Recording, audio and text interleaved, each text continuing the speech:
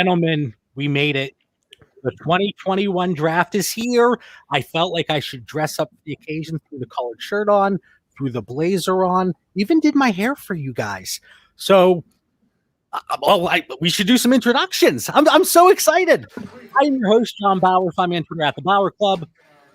I'm going to go over to Mitch first because Dan's taking a sip. We're joined by Mitch Sorenson. That is at DynoMC on Twitter. What's up, Mitch? What's going on, guys? I'm excited. I got the collar. I don't do blazers, so I got a collared shirt on. That's going to have to be good enough for tonight. Well, I'm glad that you can only see here up because my quarantine body, there is no way this jacket's buttoning. I can tell you that. And we're also joined, and that's after I just had 2 Chick-fil-A sandwiches, right, Dan? We're also joined by Dan LaMagna. That's at FF Coach Dan on Twitter. What's up, Dan? Man, we have waited a year to do this again. Dynasty Theory taking it to the next level tonight, man. Finally in the Cowboys fan cave, ready to stream tonight. High def. You know, our boys, John's dressed to the nines. Mitch is in his Lions colors. You know, we're pumped. I need some quarterback answers though tonight, JB. Need some quarterback answers. We're gonna get them. 59 minutes away, and I told Mitch and Dan because I have Hulu Live. That is a lie. It's Hulu delayed by 40 seconds. So I'm not going to be seeing the picks as they come across. So Dan, Mitch, as the picks come through, please announce them to the world as I'm on delay. We have a ton of great guests lined up tonight. At 8 o'clock, we have Mike and Ray from NFL Rough Draft. And we're also going to be joined by Scott from Dynasty and Chill. At 9 o'clock, John Luke from Front Yard Fantasy, Jake Trowbridge from Drinking and Talking Fantasy, and Ball Blast. And then who's at 10 o'clock? Jeremy Kyle from Dynasty Self-Help, Justin from Father Son, and then Bill and Josh from the Fantasy Timeline. And that's just day one. That's right. That's just day one. I am so excited. Okay. My mind is racing 1,000 miles a minute here. I think we have to talk about Aaron Rodgers, right? Because there are some draft implications. So if you're living under a rock, earlier today, it was blasted out on the Twitterverse that Aaron Rodgers, he wants out. So will the Green Bay Packers trade him? Then I saw a comment, I don't know who it was from, I didn't see the source, that he could potentially be traded this weekend. I need action tonight. I can't wait for the weekend. So, Mitch, does Aaron Rodgers go anywhere? Is this all just, we shouldn't even waste our time? If he does go somewhere, where is he going? Does it impact the first round of the NFL draft? What are your thoughts? Like, comparing this to last year first round kind of sucked for like fantasy. Like, we just kind of got through it because there was just a few guys taken spots. We kind of knew that was going to happen already. And CH was the big one. But this year we have Darnold in Carolina, who could be replaced tonight. We have what's going on in Denver with Locke and Bridgewater. San Francisco can go whichever direction they want. And so when you look at Rodgers, if Rodgers is just flat out saying, trade me, we've seen that teams are just like, okay, we're going to have to trade him. Stafford kind of gave that ultimatum to the Lions. He was like, look, I really don't want to be back. The Lions were like, yeah, we really don't need you back. And so there was a pretty easy trade there. But then you kind of saw what was happening early in the Watson saga to where the Texans were just like, nah, we ain't trading you. But you just have to think that Rodgers has built up a good enough relationship with the Packers to where they're not going to be like, you know what? You only won one Super Bowl title for us, and that's not enough. And so I do see him moving. I don't know if it's going to be tonight, but I hope it is because it's going to make it really interesting once San Francisco comes on the clock. Dan, I have a million thoughts lined up, so I don't want to steal your thunder. What are your thoughts here? Aaron Rodgers, and I see on ESPN, it's the main thing here on the bottom. I'm sure they're talking about it. But what are your thoughts here on Aaron Rodgers?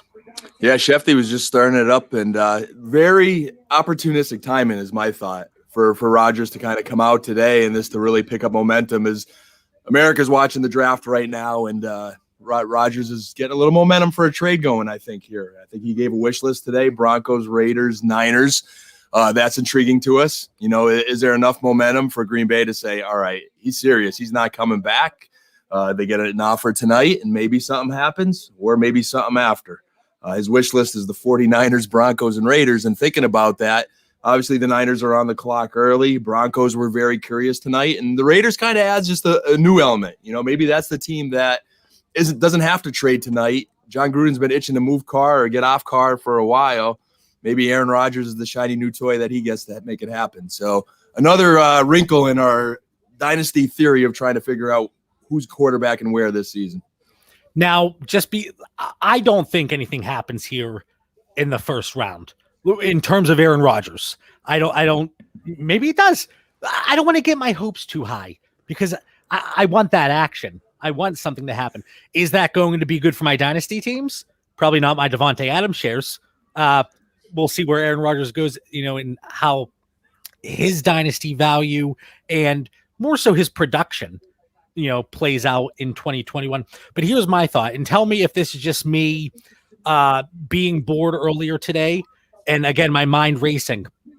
The Packers pick at 29. Do you think what they do with that pick might give us a little hint as to what potentially could happen over the weekend throughout the rest of the offseason? What if they go wide receiver? Is that their way of saying, Aaron, we're going to do what we can to keep you, contract aside, money aside, we're going to put weapons around you, as opposed to a first-round quarterback, second-round running back? Mitch, is that just me really overanalyzing it? I actually think we find out tonight, because I think every team maybe the Raiders not, because they're a little bit lower down, but he wants to go to the 49ers or he wants to go to the Broncos. They both have top 10 picks. And I think that's something that the Packers will want. I don't think they're going to go into, let's say, Monday and be like, okay, we're going to trade Rodgers now when they can't pick the rookies that they want. They're going to be like, no, we'll pick, someone next year, or maybe they get 2 first in 22 and 23. If it's me, I just see Rodgers getting moved tonight. And if he's not moved tonight, I don't think he's going anywhere. Is it a situation where he sits out? Because all the time we talk about holdout situations, and his agent was in Green Bay multiple times for days at a time to try to work the situation out. And it doesn't sound like they have made any headway there. So I don't know. And Dan, you've been through this recently with the gentleman behind you, Dak Prescott, just because we didn't know what was going to happen. And now there's more uncertainty here for Aaron Rodgers. The big difference, though, is Dak always says, I want to be back in Dallas. And Dallas ownership always says, we want Dak here. It's going to get done. We're not hearing that in Green Bay. The Aaron Rodgers is saying, I want out. And Mitch, I would disagree and throw the first challenge flag of the night to Mitch there, saying it won't get done if it doesn't happen tonight, because there's a lot of teams with quarterbacks. They got to move still. I mean, we have teams with 2 quarterbacks on the roster. I can see them wanting to go to Green Bay and get them, and something's got to give. There's just too much uncertainty. So who are you thinking about? Like, it's like dominoes. Like, the chips have got to fall. If Garoppolo goes where? If they want to get rid of him, Green Bay's going to need they have Jordan Love. Is Jordan Love really the answer? Look, that regime picked him in the first round. That regime is going to be like, nope, we wasted that pick. They're going to be like, we'll give him a few games. He should get an opportunity, but we have seen teams kind of move on. But it's not like we've seen Jordan Love and he hasn't performed. And I always throw it back to the Cardinals and Josh Rosen. And after one season, they're like, yeah, we're going to go another direction. Still bitter about that. I just really want to be inside Green Bay's minds, know what they truly think of Jordan Love. Even if he is the guy, and it wouldn't make sense, Mitch, is he ready now? I mean, they're still a contending team. If Rodgers is out of town, do they bring in a Garoppolo, or who knows who'd be available for trade? Something's got to give. Can I ask, though, and I know it's not one of his preferred landing spots, but as soon as Deshaun Watson wanted out of Houston, everybody, Miami's a fit. Miami would be interested. Miami's going to ship Tua and a first-round draft pick for the next 2 decades to get Deshaun Watson. But is it just because he's not a preferred landing spot? Or let me rephrase that. He's not. Holy cow. Miami's not a preferred landing spot. This jacket's too tight. It's cutting off the circulation of my head. So Miami's not a preferred landing spot. Is that why people have not been talking about Aaron Rodgers to Miami? Because they could be in a situation. Does that make sense for them? It might be that Miami, the players in the league might just know more than we do, is like Miami's with Tua. And that's just kind of how it is. You know what I mean? They might just, like, the players might hear things, kind of like how we heard the rumor about Tim Tebow trying out as a tight end, but that first came out because an ex-Jaguar was the first person to talk about it. And that's how that rumor started, and now it's been confirmed. So I just think sometimes players just know a little bit more than we do, and maybe Miami isn't even available, and so he just didn't even mention it. Yeah, because I'm looking at these top picks here where we know quarterbacks are, at least they're not 100% guaranteed to land a quarterback early in the draft. We're talking about it. So Jacksonville, New York Jets, neither of those teams. I saw somebody say, should the Jaguars offer the 101, a first next year, and something else for Aaron Rodgers? No, it doesn't make sense for them. Same with the Jets. You can't put Aaron Rodgers in that team. Atlanta, it really doesn't make sense. Cincinnati, they're not moving on from Burrow. Miami, we talked about Tua. Detroit, he's not getting moved in the division. I think there's no, there's no way. I don't want to say there's a 0% chance, but let's say there's a 1% chance. Is that fair? Very fair. I just want to do a test real quick. You're on ESPN, right? Yeah. So what is the timer on your screen? Right now it is 49 minutes and 20 seconds. That's funny. It is almost exactly 30 seconds. Man. And you know what's going to happen. I'm going to just keep saying, did they pick, guys? Did they? Yep. I'll be like, 6 hours of me saying, did they pick? That's not going to get old at all. Sorry, everybody. We have giveaways tonight and tomorrow. Mm-hmm. Mitch, what are we doing? We're doing $25 to either Pristine Auctions or NFL Shop, whichever one you want. It's the same for us. We're just going to buy the gift card and send you the code, and you could use it on. You just let us know what you want, and we'll do it. Just if you're in the Discord, just let us know. We know how to find you, and if not, just hit us up on Twitter, any of our handles, and we'll make it work. I was going to throw in Fanatics, but that's probably a lot of the same stuff Fanatics as NFL Shop. Yeah. All right, well, scrap that. That's where you get like the kind of legit stuff. NFL Shop, if you want like the good looking hat that Dan has on right now. Pristine Auction, if you want, but it's signed. You know, it's NFL kind of stuff. But yeah, I don't know where these jerseys are from. Me either. I don't know. But I got the one in a back alley here in Pittsburgh. That was an interesting interaction. That was a dumb joke. First of many tonight. Dan just keeps leaving. Dan is like, I'm watching the draft. I'm just going to talk to you guys when I want to. So subscribe to the YouTube channel and just be present. And we'll do random drawings throughout tonight and tomorrow. Oh my God, we have so many great guests tonight and tomorrow. I have a question for you guys. Yeah. Is Darnold going to be the starting quarterback for the Panthers in 2.5 hours? He is the one guy. Like, I don't think Luck's going to be the starter. I could see stuff happening there. But seeing the Panthers give up a second for him and then immediately being like, nah, he's not going to be our starter. It's just seems odd, right? And you have one brain fart on a tweet and all the actuallys come out. And Mitch, you threw a well, actually, his fifth-year option wasn't picked up. And I said, listen. So then I just kept reposting the same thing. Cut me some slack. I'm planning this fantastic event for tonight and tomorrow. Cut me some slack. Dan's going to be jumping around for the next 5 hours here. I don't even know what he's doing. I'm antsy right now. I can't even sit still, as you can tell there. The Sam Darnold question's a great one, Mitch. I have some dynasty leagues where I went after him, scored him in a couple of leagues. One which I traded Jimmy Garoppolo. Like, I could see Darnold losing his job tonight, Garoppolo going to New England, and me just being miserable in at least one of our leagues. But, again, who falls to Carolina is the question. Do any trades happen? Even after Deshaun Watson, man, they had a court hearing last week, and it's been quiet for the first time since that court hearing, which kind of makes you think they're going to settle. And then once that's cleared, if that happens, he becomes fantasy relevant again. I mean, yes, there's going to be a suspension, and I'm not a fan of anything that happened there, but just looking at the football quarterback dynamic, that's going to come back into play at some point. And who knows, maybe tonight. Yeah.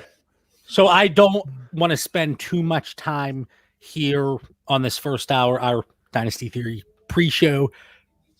Kickoff show probably would have been a little bit better, huh? Kickoff football. But I went with pre-show. Anyway, I don't want to spend too much time on the quarterbacks coming into the league here in 2021 because we have 3 great guests in the next hour that are going to provide a lot of insight there and breaking down the picks and our thoughts and immediate impact. But Mitch, you can pick one team and try to make it one that could realistically happen, that we see fireworks tonight, we see a team trade up, and just to really shake things up, let's say it is for one of those quarterbacks. What team is it? Mine is the Saints. And the reasoning behind this is their salary cap. I know it's kind of a myth now as we've seen teams be able to work around it, but the Saints haven't brought in anybody, at least anybody of note, because they don't have any salary cap room. And so I could definitely see them being like, we want to get a rookie quarterback on the rookie salary scale for the next 5 years. And that will kind of help them fix the errors that they made with Drew Brees, trying to win. So I really think the Saints could be the one that trade 3 first-round, do the draft day special on trading 3 first-round picks, moving up and getting whichever quarterback falls the furthest. Now, what pick do you think realistically they could shoot for? Are your Lions? They're trading. You think the Lions are trading back? So, not to get on that soapbox, they're going to trade or they're going to pick quarterback, in my view. But the problem is, we could run through all these scenarios. But if the 49ers take Fields or Lance at 3, not a lot of teams are trading up for Mac Jones. That's kind of the problem. You're going to have the select team that have that high of a grade on him that are willing to trade up for him. So if the 49ers don't do that, I don't know if we see a lot trading up for, because he could end up falling to the teens because every other team is like, nope, not my quarterback. Why are you stealing my thunder? And I've said this in our chat a few times. If Mac Jones does not go at 3, I see him landing in New England tonight. That's my thought. I don't like to throw out predictions, because who knows what's going to happen tonight, tomorrow, and Saturday. But that's my thought. And it's exactly what you said, Mitch. It seems like the Niners, from all the talk and speculation, that's the only team that really is high on him. Would he thrive in Carolina? I don't think so. Is he going? What was that, Mitch? Look behind you. Chicago. No one brings them up, and it might be because their front office has kind of been told, don't do anything stupid. And so maybe the owner won't accept it, but maybe Chicago. Or what about the Washington football team? They're at 19. That's where I was going to go, JB. I just think you bring in Ryan Fitzpatrick. I mean, he's another guy that's fighting father time, but he is the perfect guy to groom a young quarterback and sit late in the year. Because, watching the NFC East, taking my bias out of it, the Washington football team is probably the number 1 team as far as momentum, going in the right direction, and they could just be a quarterback away. So I think they're in prime position to move up from 19 to make a move and get themselves a young quarterback that needs a little bit of time to development under Fitzmagic. All right, we spent a lot of time here on quarterbacks, and we could spend more time, and we're going to do that again when Mike Rand Scott join us here at 8 o'clock. Wide receiver, that's the other position here from a fantasy perspective that should be flying off the board here in round 1. And how many guys do you think go here in round 1, Dan? You're the former wide receiver. Round 1 wide receivers, I'm going to go with 1, 2, looking at my rankings right now, 3, 4. I'm going to go 5 tonight. I'm going to go 6, I think. I do think we see 6. And the funny thing is, we always see edge rushers go, defensive tackles go. Problem is we don't have that elite guy. There's depth there. But I don't think we see anybody moving up for those tackles and pretty much the defensive linemen altogether this year. So I do think we end up seeing. My only issue is Marshall's medicals, right? Because they've come back and everyone's kind of really hesitant on him now. And he was the one that was like, I'm sure he's going to go in the first. So maybe he doesn't go, and then 5 is the right pick at that point. Yeah, Terrace Marshall, and he's somebody that I've let you guys kind of really talk me into him. And when we put out our average consensus rankings, first of all, I want to say where Amon-Ra St. Brown was ranked. I don't want to spend too much time on him because he's certainly not a day 1 guy. But because of you two, he came in at 10. That does not represent the views of every individual on this podcast. I want to make that known. I want to make NFL, Yeah, but maybe. when it comes to talent evaluation, are you going to trust the NFL or me? Yeah, I mean, it's true. It's true. It's close. Do you guys think Fairmouth has a chance of going in the first? I know nobody has him mocked there, but there's Pitts, who is like the super elite guy, going to go in the top 5 when tight ends don't go in the top 5, right? But we always see a tight end go in the first at some point, besides last year because they were all awful. But he's a pretty strong prospect, and nobody is mocking him in the first round. You know my thoughts. I don't think there's enough separation. And I know if Pitts wasn't in this class, we'd be whistling a different tune, and I get that. But you have Brevin Jordan, who could be had day 2. Hunter Long could be had day 2. I know. And they certainly have different builds. They play different games, and I get that. Mitch, what are you drinking? Is that a seltzer? What is that? I've been drinking seltzers for like the last 2 months, John. Yeah, you going to rip on me anymore? No. Okay. Once you get past the awful taste, they're okay. It's like, it's definitely an acquired taste thing. It's kind of like water. It's kind of horrible, but you just kind of get through it. That was quite the endorsement. I know. I do what I can. Yeah, that's a glowing endorsement. I'm sure seltzers are going to be lining up for our partnership here after that glowing endorsement. But you know what I do like? That Terrell Owens wine. It is delicious. It's good stuff. Just throwing that out there. 81 Vino, right? Yeah, follow up on that one tomorrow. But no, Pat Freiermuth, I can't see him. I don't know. I think it'd be a surprise, but what's a possibility? I mean, Jacksonville at 25, Buffalo at 30. Yeah, I mean, again, I don't want to say there's a 0% chance. There's a possibility. Titans, I could see them targeting a tight end later in the draft. At 22, a lot of people are talking about a wide receiver there. So we have what?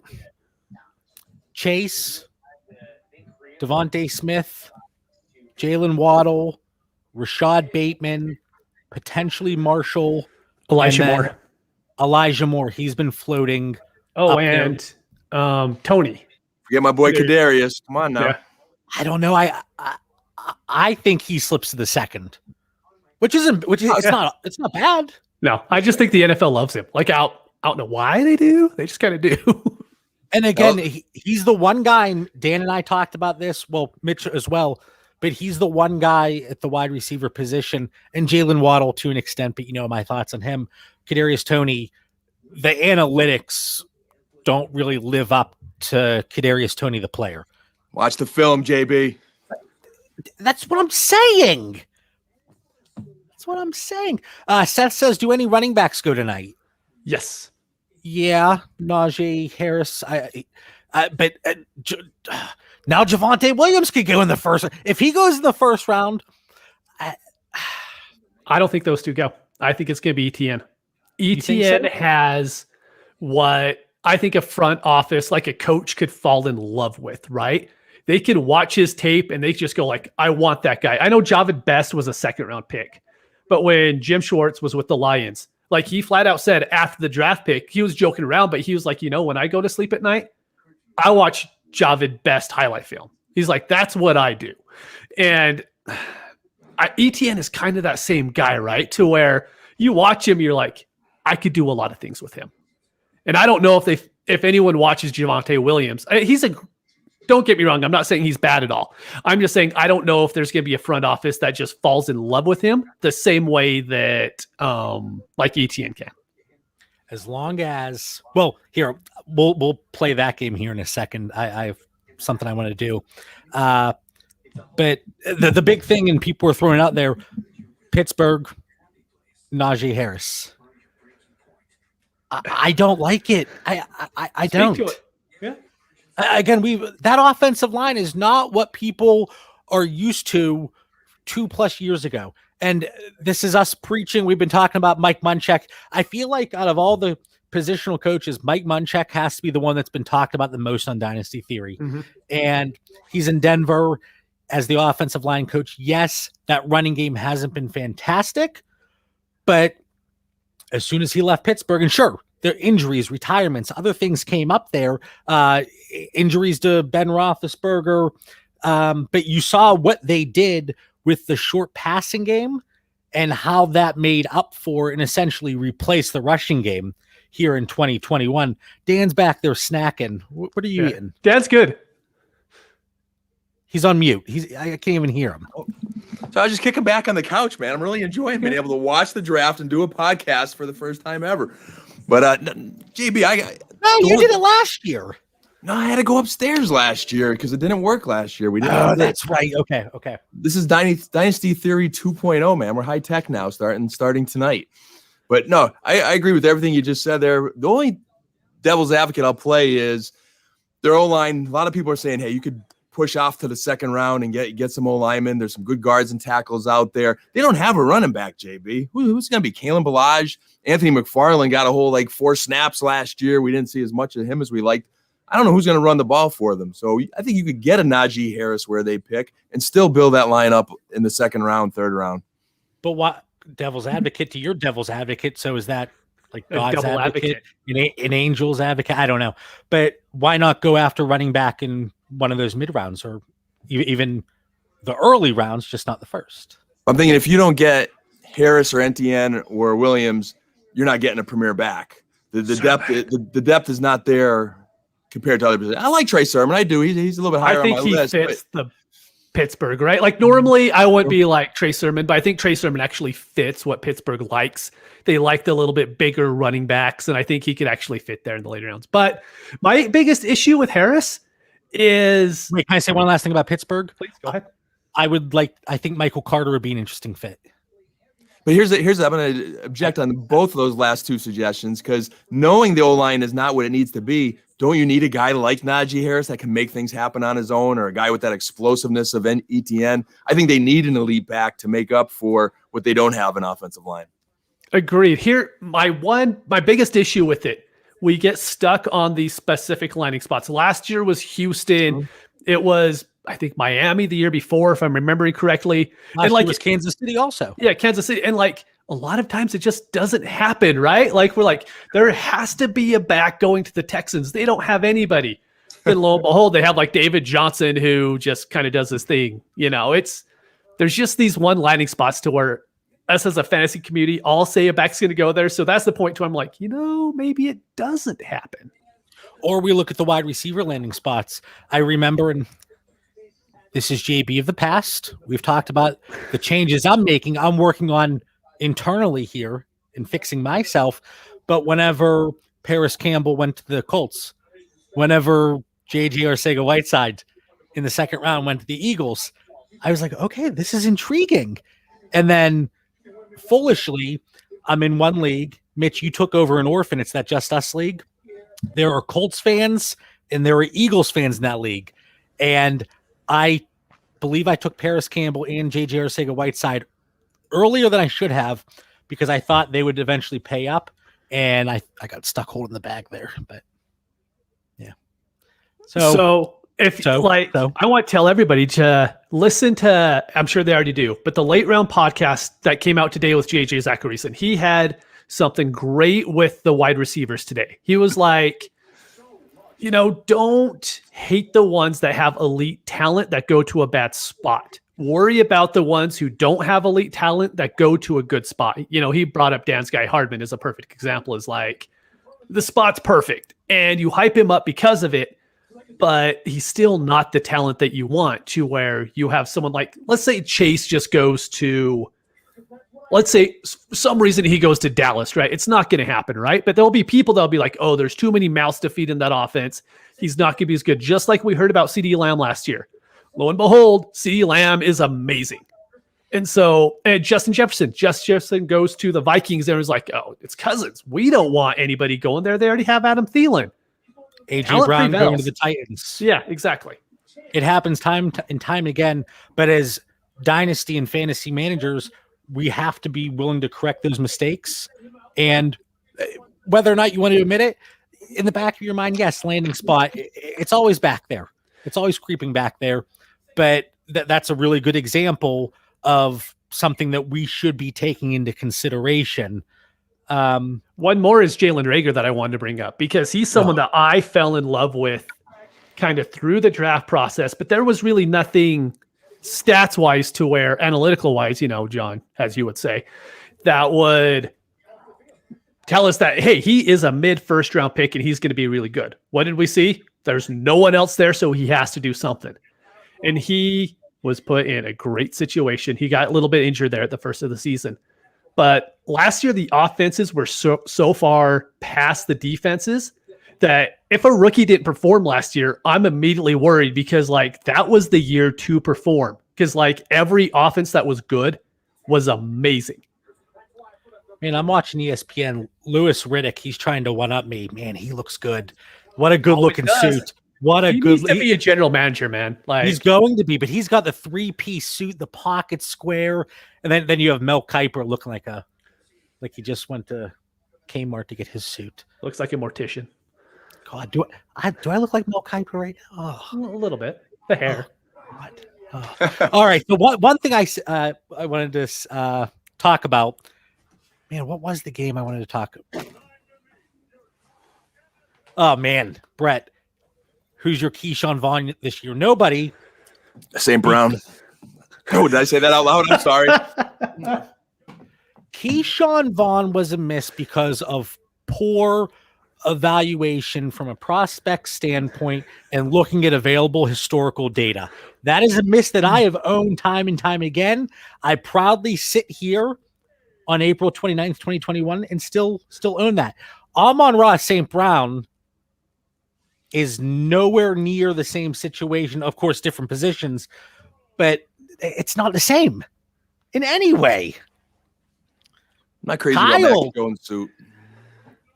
Kyle in the chat. Jamar Chase, beautiful white suit tonight. I know I'm digressing. Sorry.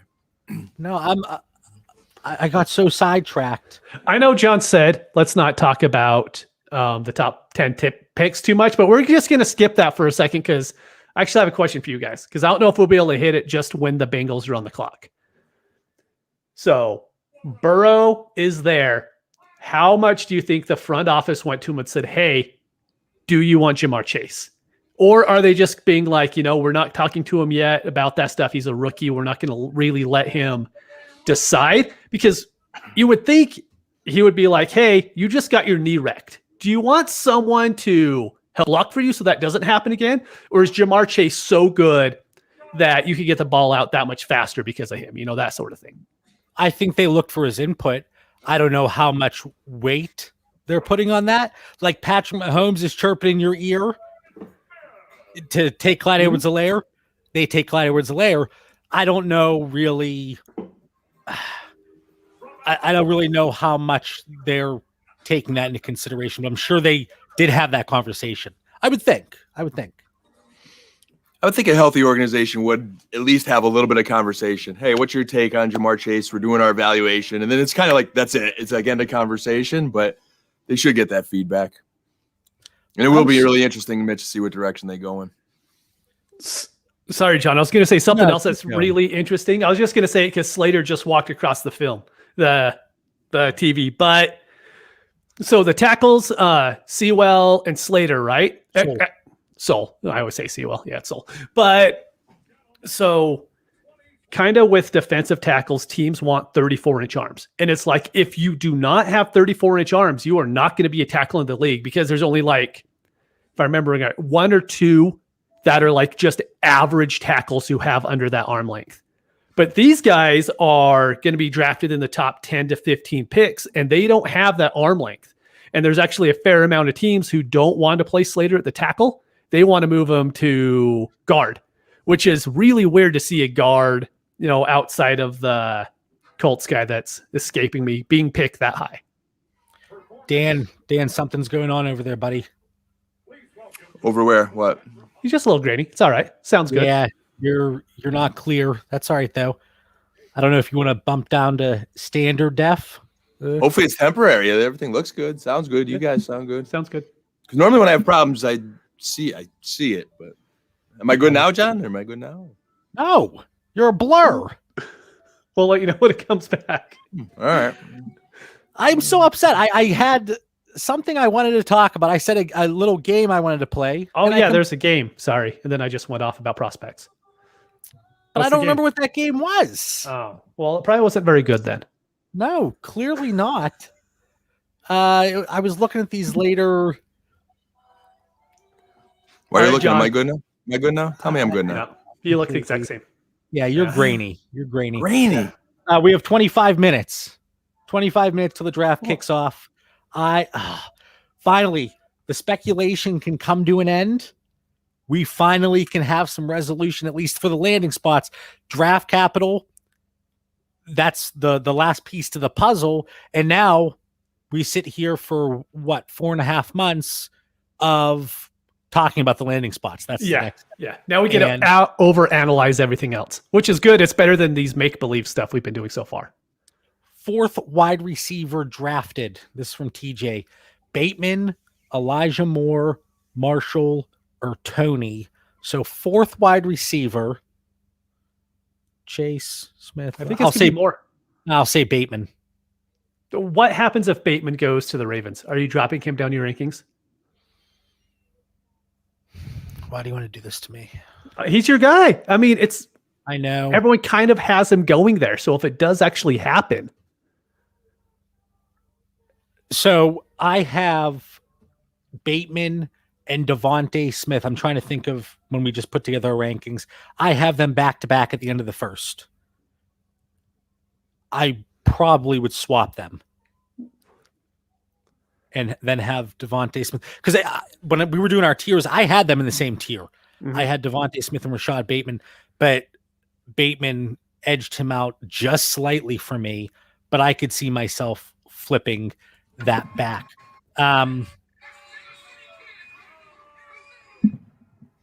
Was that you, Mitch? That's not me. Dan? Dan's like, I'm good. Wasn't me either. It's good on TV. They're all right, Dan. I know you're not the biggest Bateman guy, but if Bateman goes to the Ravens, are you going to drop him even lower down your rankings? We listened to the same podcast today, Mitch. So I know Bateman was a topic on it there. It's one of those where I like Bateman. I'm not as high as some people. It would be a little bit of a downer for me. I mean, it's not. I don't know. See, to me, a player like Bateman, I would actually drop him down going to the Ravens. But he's not going to drop that far. Say if someone like Waddle went there, I think Waddle would fit that offense so well because you have the rushing game to where the linebackers are always going to be creeping up. And if you could get someone behind them, like Waddle or even Elijah Moore, someone like that who's going to take it to the house at any point, that's the wide receiver to I'm like, they're not going to get the efficiency or the opportunity, but the efficiency could be there. If he wants to get past me, better run and not Waddle. JB would go in there. I love JB's corny jokes sometimes. But to Mitch's point there, Mitch, I guess what you define as dropping him down. Like, to me, he's in that group with my boy Kadarius Toney, with Elijah Moore, with Terrace Marshall. If he goes to the Ravens, he would definitely be below those guys. If he gets an ideal landing spot, then I see the argument where he's above those guys. So, again, not getting caught up too much, like we talked about earlier, where they land. It moves them a few spots depending on if that happens. Yeah. Here's my thought with the Ravens, and it's strictly because of the volume. If anything changes with the scheme and the game planning and they start to throw the ball a little bit more, then it's a little bit different. My concern strictly is the eventual ceiling of a player that goes there. Can they be a wide receiver 2 eventually? Sure. But that's not really making the difference for you. So that's my big concern. Whereas if you have a Devontae Smith, pretty much go anywhere. That ceiling's there. That big play threat is there, especially if there's volume. I don't know. Is there really a player besides Chase in this draft who we see being a top 12 guy each year? Maybe Smith if he stays healthy. But that's my worry is like, I think a lot of these guys could be wide receivers too. So if wide receiver 2's available for the Ravens, I get them at a discount. That's a good thing, right? Yeah, but we're not. We did this last year with our projections. We don't project guys at the ceiling. So the ceiling is a wide receiver 2 is what you're saying for anybody that would land in Baltimore. I got you. I thought you were saying that's where they could be. I'm like, well, that's kind of where all these guys could be. No, I see what you're saying. That's their ceiling there. TJ in the chat earlier said, "Is anybody else nervous?" I am. I'm giddy. No, like as a Lions fan this year, they could do anything, and I'll be like, it's better than it was previously. Dan, unless it's Dan, we tell Dan to turn the TV down, and I swear he jacks it up. I'm on volume 2 here. I'm on volume 0. Certain scenes, the crowd gets pumped up, and then it's loud. But I muted it. All right, so Tennessee. I saw somebody in the chat saying Rashad Bateman, Tennessee. We think they go wide receiver. Mm-hmm. Yeah, they can't keep Josh Reynolds as their wide receiver too. I think he's a good, 2B or 3. They need some more weapons there for that offense. If they do go wide receiver, and then let's say they would address the tight end position in the second or third round, that could be a really intriguing offense. And I know it really was centered around Derrick Henry, but now Arthur Smith going over to Atlanta. I don't know. There could be a little bit of a difference going from under Arthur Smith. Now, the name's slipping me, but I'm pretty sure their new OC was from within the organization, correct? Mm-hmm. Yep. He's not an outside hire. So do they keep a lot of the same system in place?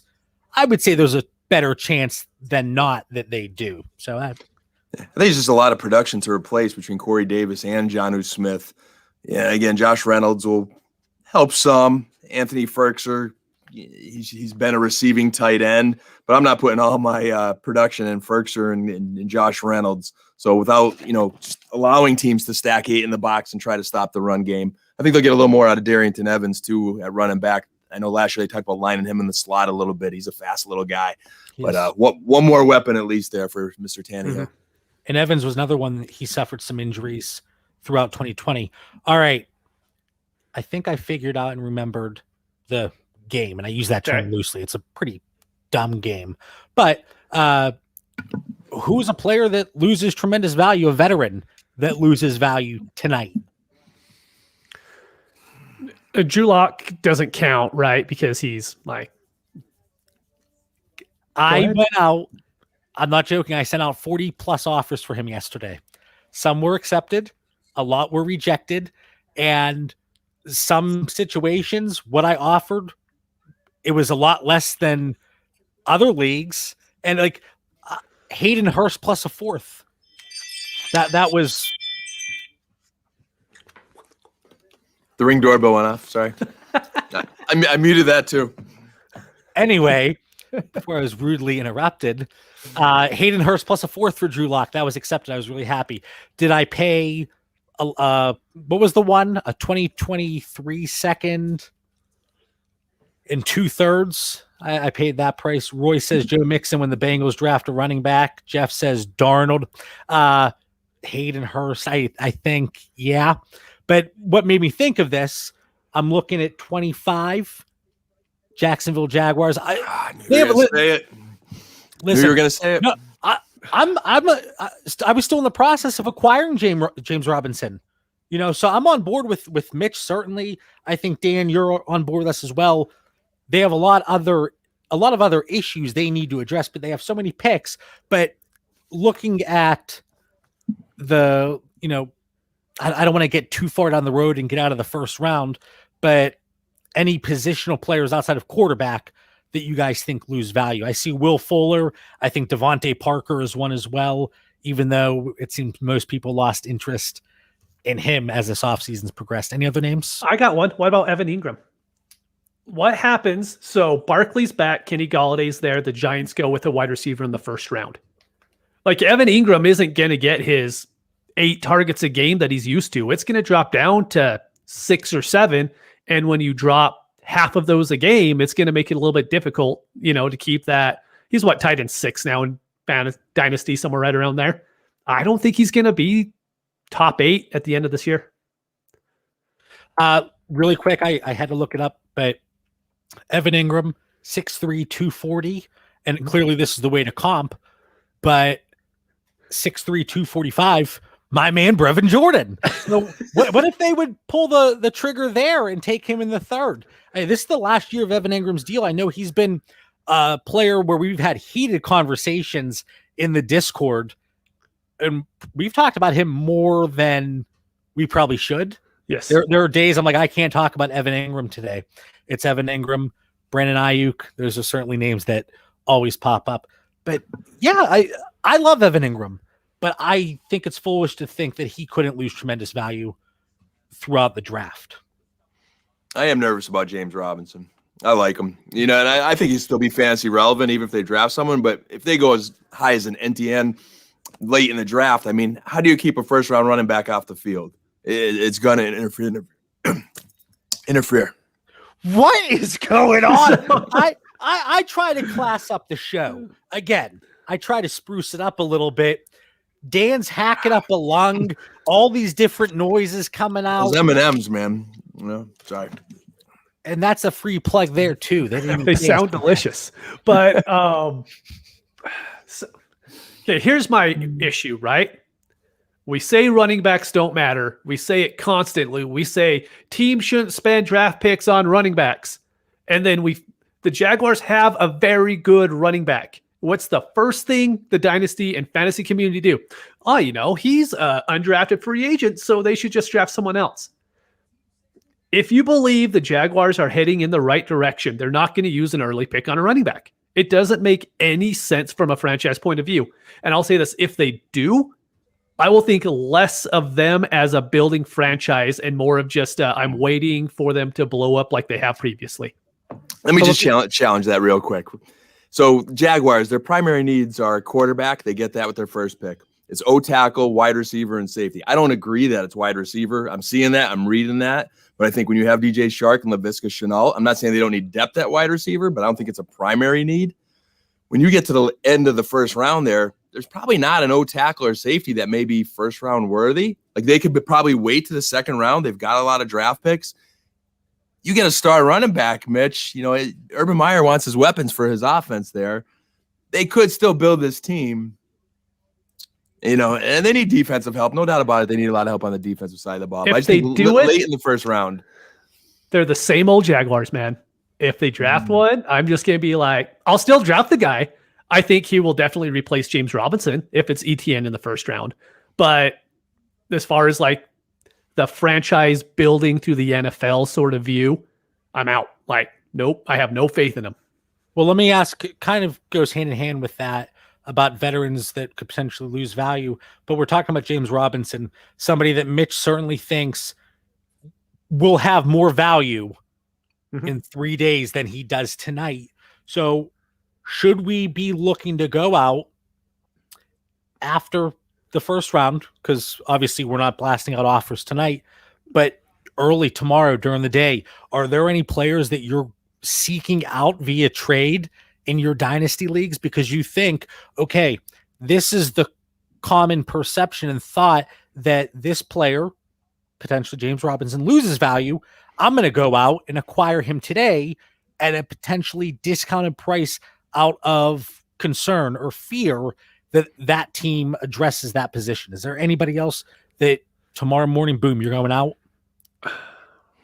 Personally, for me, there's no one that I could think of right now because there is last year I probably could have given a better idea on it, but this year there are so many skill position players that are going to go in the second, third round that it's really hard for me to be able to choose one veteran and be like, that guy's going to be hit, because I think there can be, or this guy's going to gain value. I think any team in that second or third round range could draft a wide receiver and that ends up maybe helping, maybe hurting the veteran.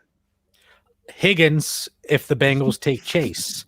And I think I brought him up. Yep. That is the situation. And in 11 minutes, when Scott Connor from Dynasty and Chill joins us, he's a big Bengals fan. And it just so happens it worked perfectly. He's going to be on tonight whenever his Bengals make their first pick. But if they go Jamar Chase, for me, I think that negatively impacts T. Higgins a lot more than it does Tyler Boyd. Oh, yeah. So we already know Tyler Boyd. Is he going to be a wide receiver one? Probably not. And I love Tyler Boyd. But could he be a wide receiver two for your fantasy team? Sure.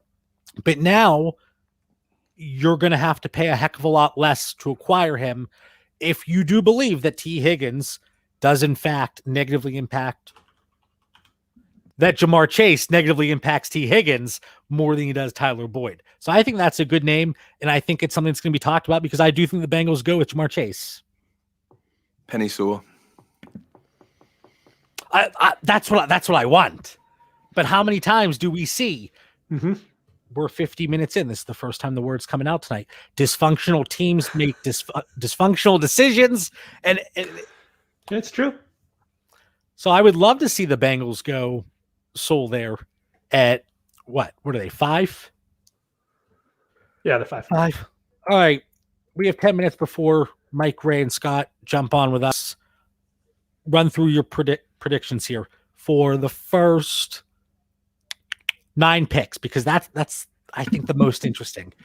So Trevor Lawrence at 1, Zach Wilson at 2. Stop me at any point here. Well, boom, I'm going to stop myself. San Francisco. This is it. This is the money spot. This is it.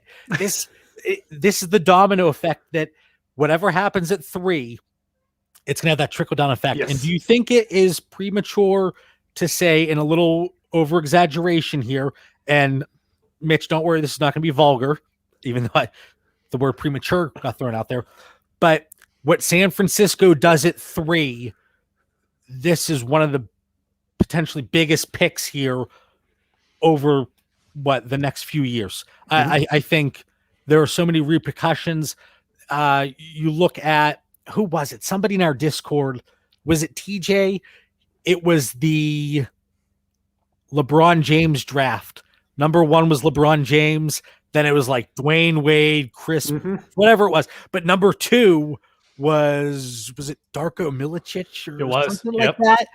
That's a situation that we could be looking at here with the 49ers. So, Mitch, who do the Niners take at 3? Mac Jones. I don't think they should, but it's going to be Mac Jones. I agree. And I think if they take Mac Jones, I think it's more likely Garoppolo moves. If they take Trey Lance, I wonder, does Garoppolo hang around a little bit and allows Lance, who probably is not as NFL ready? I know we read different reports on that. Do you want to do it? Do you want to yell at Dan and ask? Nope. Go ahead. What'd I do? Why is Mac Jones NFL ready and Trey Lance isn't? Higher level of competition. I think he's done more in a Nick Saban offense. I just think he's more ready to read defenses. I think he's more prepared. Lance has some things I've seen that are NFL ready, maybe more than we initially thought, but I think he still has more learning to do. So I'll say, as far as reading NFL defenses, I think Lance is actually the most NFL ready guy. But you're right. The jump from North Dakota State to playing against J.J. Watt on the other side of the field, I completely agree. Like, that's a huge jump to where Alabama was already playing against guys like that. But I think as far as playbook-wise, mentality-wise, I think Lance is probably the closest to being NFL ready there is. It's just the play speed, if he's fast enough to be able to recognize it there. Play speed, and then you mentioned the playbook, though. I don't see his playbook as being, I know some of it was pro style, but he didn't do a lot there. I mean, you watch the film, there wasn't as, that spread out, different reads, different routes. It was a lot more basic. So Mac Jones does play a little bit more, but if you compare him to someone like Trevor Lawrence wasn't asked to read the field. Trevor Lawrence was told, hey, you throw here. Like, you throw to this zone. But that's the right way to do it in college. This is nothing against Trevor Lawrence. Like, what you want to do in college is you want to get a player to the zone, your best athlete to the zone as fast as you can, because the defenders can't catch up. Which is similar to Kyle Shanahan's offense. I mean, if you're going to, extremely, an ideal offense for a guy like Trey Lance, I think San Fran's a perfect landing spot. I'm going to say Trey Lance at 3. Ooh. And a lot of that is because there's no inside info. I'm not going to say I have a source. We'll leave that for some other people to quote. But I've seen a lot of the money go towards Trey Lance. You look at some of the lines, and it's kind of flipped. So I think Trey Lance at 3. All right, number 4. Do we think Kyle Pitts? I did before I heard they want to trade Julio. And now I'm like, maybe they just pick whatever quarterback's left between Field and Lance, or Jones. Not Jones, but Field or Lance there. It is a little surprising that they're going Kyle Pitts because, I mean, Hayden Hurst is a solid tight end. You know, I don't look at that position as a need. So if they do take Pitts tonight, I mean, that tells me that they just think he's the best player available and they're not, throw the board out the window. They're taking the best guy available. But it would make sense to get their quarterback of the future, I would think. But it doesn't seem like they're thinking that way. I don't have the numbers in front of me right now, but fairly certain Arthur Smith offenses, they do utilize that two tight end set a lot. Yeah, so you go a lot more 12 personnel, to your point. Yeah. So that could be something. So Cincinnati, I see Scott creeping in the background there. So we're going to tread lightly here with this one. Cincinnati. I think they go Chase. But Dan, you think they should go Soul? I think they should because that shores up their offensive line. Absolutely. But do you think they do? And I do. That's my prediction because I also think you have T. Higgins, you have Tyler Boyd. I mean, you've got talented wide receivers. Now, would it be nice to have that extra weapon in Jamar Chase, who, again, if you're looking at the best guy on the board, maybe that's who they think it is, and they're not going to pass it up, and then they wait for the O-line in the second round. But, man, I have flashbacks of Burrow getting hurt and that O-line struggling. Not only are you helping Joe Burrow, but you're helping Joe Mixon, who's another guy who hasn't been able to stay healthy. Like, they really have a legit offensive line if they go in that direction. To me, that's the pick that makes the most sense. Mitch, we've talked about it a little bit already, but who do the Bengals take? Soul. Not who you want them to take. Who do you think they take? They take Soul. All right. Miami. Devontae Smith. Chase. I think Chase lands at Miami, but if he does go, wait, no, Chase is going to Cincinnati, so Devontae Smith is going to Miami. Nah, sorry, man.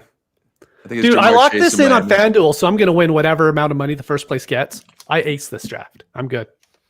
All right. Well, speaking of acing drafts, we'll have Mike and Ray from NFL Rough Draft on with us here in a few minutes with Scott. So maybe they'll give some insight on how to ace a draft because I don't know if what Mitch is doing is technically acing. It's messed up, man. Anything. I'm sorry. All right. So I'm saying Chase for Miami. No, I'm saying Devontae Smith for Miami. You guys are saying Chase. Detroit. Trade back. I don't believe they make a pick here if one of the quarterbacks is on the board. Dan, doesn't this sound like deja vu? Are we in 2020 again? Right? No, I say Devontae Smith lands in Detroit because Chase does go to Miami the pick before. I mean, someone's got to catch the ball for Jared Goff. I would love to see him draft the quarterback of the future, but I don't see him doing that. So I'm going to say Devontae Smith goes to Detroit. 0-16. That's what we're shooting for. 0-17. Sorry. Really quick, if you're making a trade in a dynasty league, we always talk about throw-in pieces you should be looking to acquire. Is Brashad Perriman one of those pieces? We'll find out after tonight. I'll let you know in about an hour and a half, man. All right. Well, I mean, he's a factor there, no matter what they draft. Wide receiver. There's no depth in Detroit on that wide receiver. They're not stopping anybody. They have the Gazelle and they have Cephas. That's bad, man. Danny Amendola, Brashad Perriman, the Gazelle, Cephas. That's just I don't horrible. think Amendola's on the team either. So yeah, I don't. Yeah. I was going to say, did he get extended? That's horrible. He doesn't have a home. But all right, two more I want to go through here, and we have 2 minutes left before our first guest join us. Carolina. Mitch, do your Sam Darnold shares, do they survive Slater first round? Slater, okay. Yep. I think it's Slater or a trade. I'll go Slater. And then Denver. I mean, how can they pass on Justin Fields if he is there? I don't think. Yeah, I mean, if there's a quarterback there, that's where you're going to go. But I'm assuming that there's not going to be one there. So I'm going to go with Patrick Surtain. And I think in front of the Cowboys. Yeah. That's the only reason why I want to do it. I'm going to be so miserable when that happens. And I could see it, Mitch. I could totally see it. Dan, Denver, who do they take? I think there's another. I think they're one of those teams that would try to trade up and get their quarterback. But they just got Bridgewater, so now that takes me to Surtain. I agree. I love Parsons with Penn State, but I have heard there's some red flags and people saying he's going to slide. And I actually heard that. I might have even brought it up on a Dynasty Theory episode way back when, because I know there was a report. I work at Lackawanna College. We've got some Penn State players, so there are some concerns there. Now, I don't think anything that's going to impact his NFL career, but when you're drafting that number 9 and you have to get it right, and you're between Surtain and Parsons, Surtain's got no red flags at all. I'm going with Surtain. Well, in that situation, my Drew Lock shares are going to be okay. They're going to be okay. No, they're not. Teddy B for this year. And I don't know the year that it goes back to, but this could be the first time was it the late 70s that the first 10 picks could all be offensive players, potentially? Mm-hmm. I probably butchered that, but we're not going to make these guys wait anymore. Scott, what's up, buddy? Guys, how are you? Saw you already talking through some predictions. Glad to be here. I was watching your face when we were talking about the Bengals. I wanted to tread very, very lightly. And then we are joined by Mike Lucchine from NFL Rough Draft. What's up, Mike? Hey, how's it going, guys? I got up today, brought my daughter down the stairs, and, just so great to see the look of wonder and magic in her eyes as she looked at our draft tree and gazed at her presents. Yes. I'm glad that Mike and Ray, you're gracing us with your video presence here this year. Last year was just audio, but I yelled at you guys. I said, you got to get a camera. And then we're also joined by Ray Mencio from NFL Rough Draft. What's up, Ray? How are you, John? Glad to be here. Yeah. We're ready to rock and roll here. During the first hour, we kind of did our kickoff pre-show. I didn't want to spend too much time in terms of in-depth analysis on these first few picks because we want to pick your brains. The three of you, is there anything in terms of Jacksonville that you do we even want to waste any time here? Trevor Lawrence, safe to say, boom, done. Hey, if it's not Trevor Lawrence, you'll have one hell of a show to kick off, huh? I know. Wait, Ray, is it your birthday? It is. Happy birthday. Happy birthday. There's nowhere else I'd rather be right now than right here with you guys. This is the best birthday gift you could have gotten. Absolutely. All right, Mike, I want to put you in the spot here because, correct me if I'm wrong, your big board, you advocated and pushed for Zach Wilson as the number 2 quarterback, correct? Am I correct? Well, I kind of look at it this way. On Twitter, over the past few months, you've seen Mitch, he's hedging his bet already. Slight hedge. I like quarterbacks 2 through 4, and I know that that's an unpopular thing to do, all right? I feel like we're supposed to tear down one of these prospects if we like another one of them. I actually like all 4 of these guys after Lawrence. I think they all belong in the top 10. I just saw there's a tweet out there. Mark Schlereth is saying that the Broncos might be close to landing Aaron Rodgers. So, there's a landing spot in the top 10 that might not be a quarterback. Who knows? He says he's not sure. His fingers are crossed. But I think all 5 of these guys should land in the top 10. Cecil Lammy, Ben Albright are backing it up too. So that's some heavy hitters. Here, Scott, you're jumping in here. I don't know if there's any details I'm looking, but what do you think that offer looks like? Is it Lock and the 109 and something else? I'm trying to think through that. There was another Packers source that said that it's 3 first-rounders. So obviously it's going to include the 109, probably some futures. Be interesting to see if Green Bay was interested in getting Lock back because that kind of poo-poos the Jordan Love pick. If you go and trade for Drew Lock and then you have a Drew Lock, Jordan Love competition, wouldn't that be beautiful? But I can see it making sense. I tweeted earlier that I thought that, what's perfect for Elway to swoop in and get another quarterback like Rodgers, ride him to his second championship, and then buy himself, basically a lifetime deal with the franchise. So I think it has legs. Those are some people that I trust for Denver information, reporting it. Cecil Lammy, he's been spot on with a lot of other Denver calls before. So we'll see. And I know the other name you mentioned, Benjamin Albright, he's very close to a lot of things going on. I tried to reach out to my source. You may have heard of him, Mr. Woody Page, but I think he has other things going on. He didn't respond to me. I'm a little upset. This is the big landing spot, the big decision here in San Francisco. Ray, what are the Niners doing? And how does that impact? I want to tie it to Dynasty. How does that impact the weapons there, if at all? I mean, I think that they're going Mac Jones. it's obviously up in there. And I think Mac Jones is going to be a very good NFL quarterback. But when you talk fantasy perspective, he could have, a typical, Tom Brady type impact, minus the Randy Moss years, where he's a better NFL quarterback than he is fantasy quarterback. So, from a fantasy perspective, Justin Fields and Trey Lance should be well above Mac Jones. But people are they're nitpicking everything when it comes to Mac Jones about his ability, just because he's not an elite athlete. So that, that kind of grinds my gears a little bit from that perspective, because he's not going to be the guy that you want to pick in Madden to play either, because he's not going to have a 92 for speed. So but I think he's going to be a very, very good NFL quarterback. But from a fantasy perspective, he would be my 105, only because he's not going to get those yards. Mike, one word.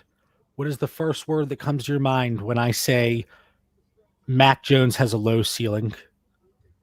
False. I have seen you running wild on Twitter. Every other tweet on my timeline is Mike defending Mac Jones. Find yourself a husband or wife that looks at you the way Mike looks at Mac Jones. It's true. I think a lot of it is the fantasy football crowd looking at, well, you want to draft a quarterback who can run in fantasy football, like Ray was talking about. But as Ray sort of mentioned already, that might cap his ceiling in fantasy football with the current landscape of good NFL quarterbacks, because you have all these guys like Kyler Murray and Lamar Jackson, who, your favorite player, Lamar Jackson, who run around and make all these plays and score a lot of fantasy points. But that doesn't cap your actual NFL potential. This happens every year. We have Tom Brady win the Super Bowl in February. And then a week later, Mac Jones can't run, so I don't see how he can be successful in the league. No, it's a really good point. I think that's something, and I always sing your praises, and Ray, of course, because of NFL Rough Draft, and the way that you guys bring in fantasy and the actual NFL. Because I know from Mitch, Dan, and myself, we're looking at it with our fantasy glasses on. And it's always good to look at it from the NFL side of things, because then you have players like we talked about, Kelvin Harmon, Hakeem Butler, where pre-draft fantasy players, we loved them. And then we see what happens in the NFL draft. And I know not too long ago, Scott had you guys on Dynasty and Chill, and you bring both sides to that. And that's something that we need. Scott, for any of our listeners that don't tune into Dynasty and Chill, don't, see you on the timeline 24/7 on Twitter. I talk about Ray and Mike bringing the NFL perspective into fantasy. To what extent do you look at that? Or do you say I'm more analytics based, I'm more film based, or kind of a hodgepodge of everything? Yeah, I think it's important to definitely say where Mike's coming from with the fantasy perspective. I think maybe the echo chamber that a lot of us live in, from a fantasy perspective, we get drowned out that Mac Jones doesn't have a ceiling. But really, it's just he's not going to have the ceiling to be an elite fantasy quarterback. I think we already know that. But the bar isn't that high. I mean, I was looking at some numbers the other day. Even a guy like Ryan Fitzpatrick has gotten there to the minimum thresholds a couple times in his career. I mean, you don't have to be a 25% or more rusher in terms of your points created to be a good fantasy quarterback. Now, are you going to have a top 5 season? Probably not. But I think with the quarterback position, it's quite simple. For Dynasty, for fantasy, you're following draft capital. That's going to predict opportunity. If Mac Jones goes to San Francisco and he's in that offense, you can go back and look for a decade of quarterbacks in that offense that have produced. Now, are they going to be – is it a similar ceiling to a guy like Jalen Hurts, for instance? Probably not from a single season standpoint.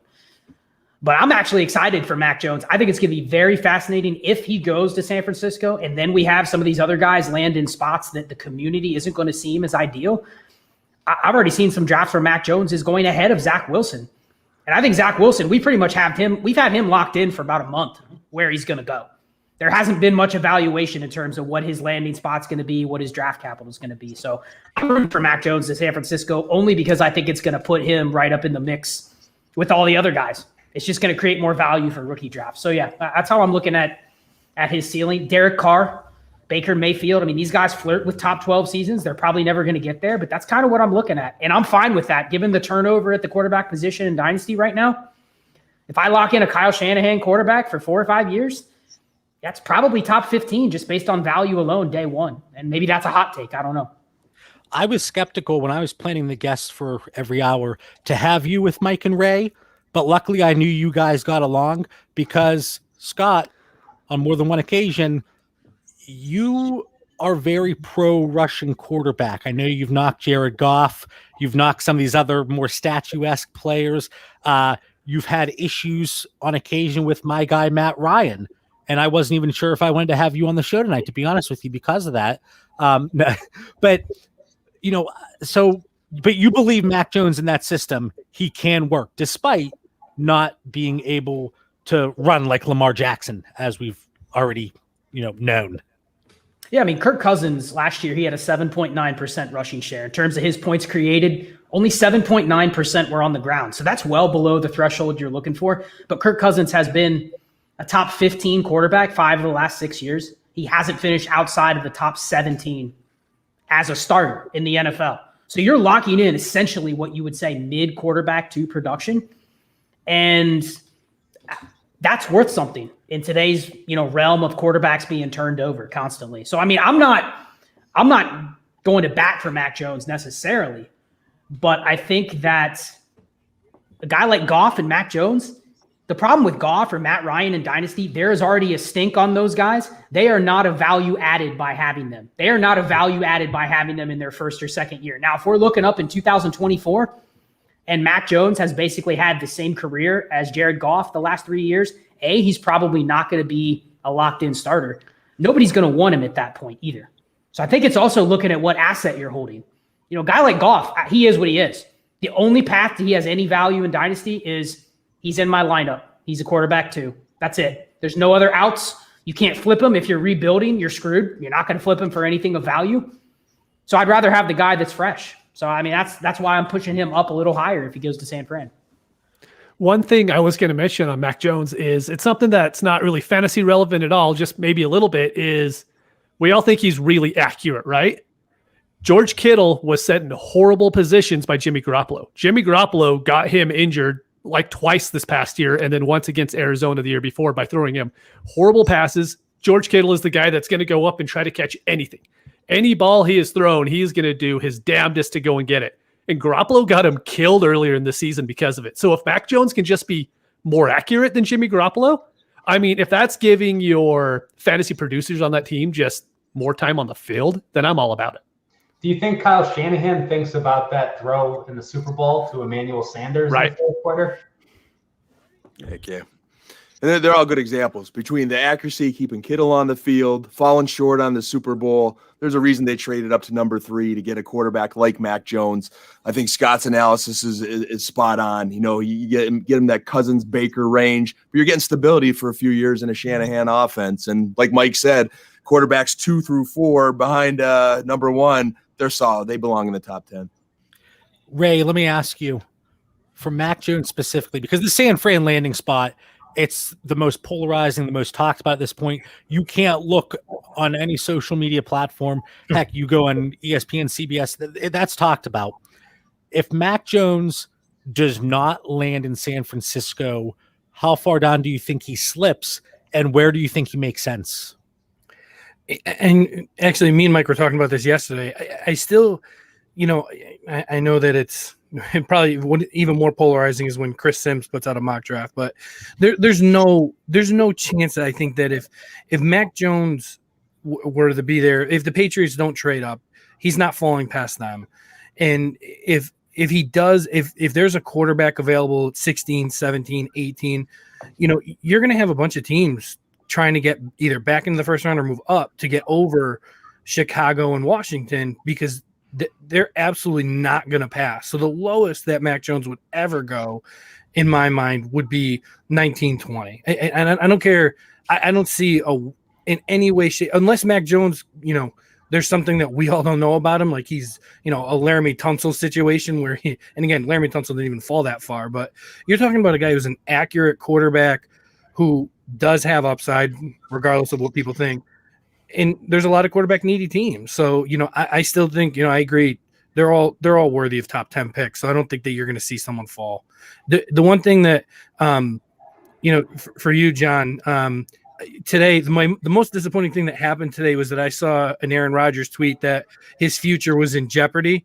And the fact that it didn't come from you broke my heart. I thought for sure that was going to be you, and that it wasn't. I just don't know if I could go on with the rest of my day. I saw that, and that was fantastic, and I wish it came from me, but it didn't, and I wish it did. Here, Mike, today, for fantasy purposes, put your fantasy only glasses on here. Out of the big five quarterbacks, where do you have Mac Jones, and is that adjusted at all based on the San Fran landing spot, or if he would go elsewhere? No, so Mac Jones for fantasy purposes is fifth for me out of these five. You can tell a story of why any of these guys, any of the quarterbacks 2 through 4 would be great NFL quarterbacks and why they would be busts. But I would rather take a bet on, a guy like Trey Lance, who we know is going to have big rushing production if it were just fantasy football. Well, why is Roger Goodell's chair on the stage? Why? You're still on that 40-second lag there. I think they're putting a fan for each team on the chair or something like that. I am. I was telling these guys earlier on Hulu Live, I'm 40 seconds behind. No, it's everybody's going to have analysis out by the time I see the pick. All right, Scott, I got a question for you. Just because, what happens if Jalen Waddle goes in the top 10? I know he's an older prospect, so I don't know your complete feelings on him. But if he goes in the top 10, I'm all about him in rookie drafts. I'm just not sure if you're in that same boat.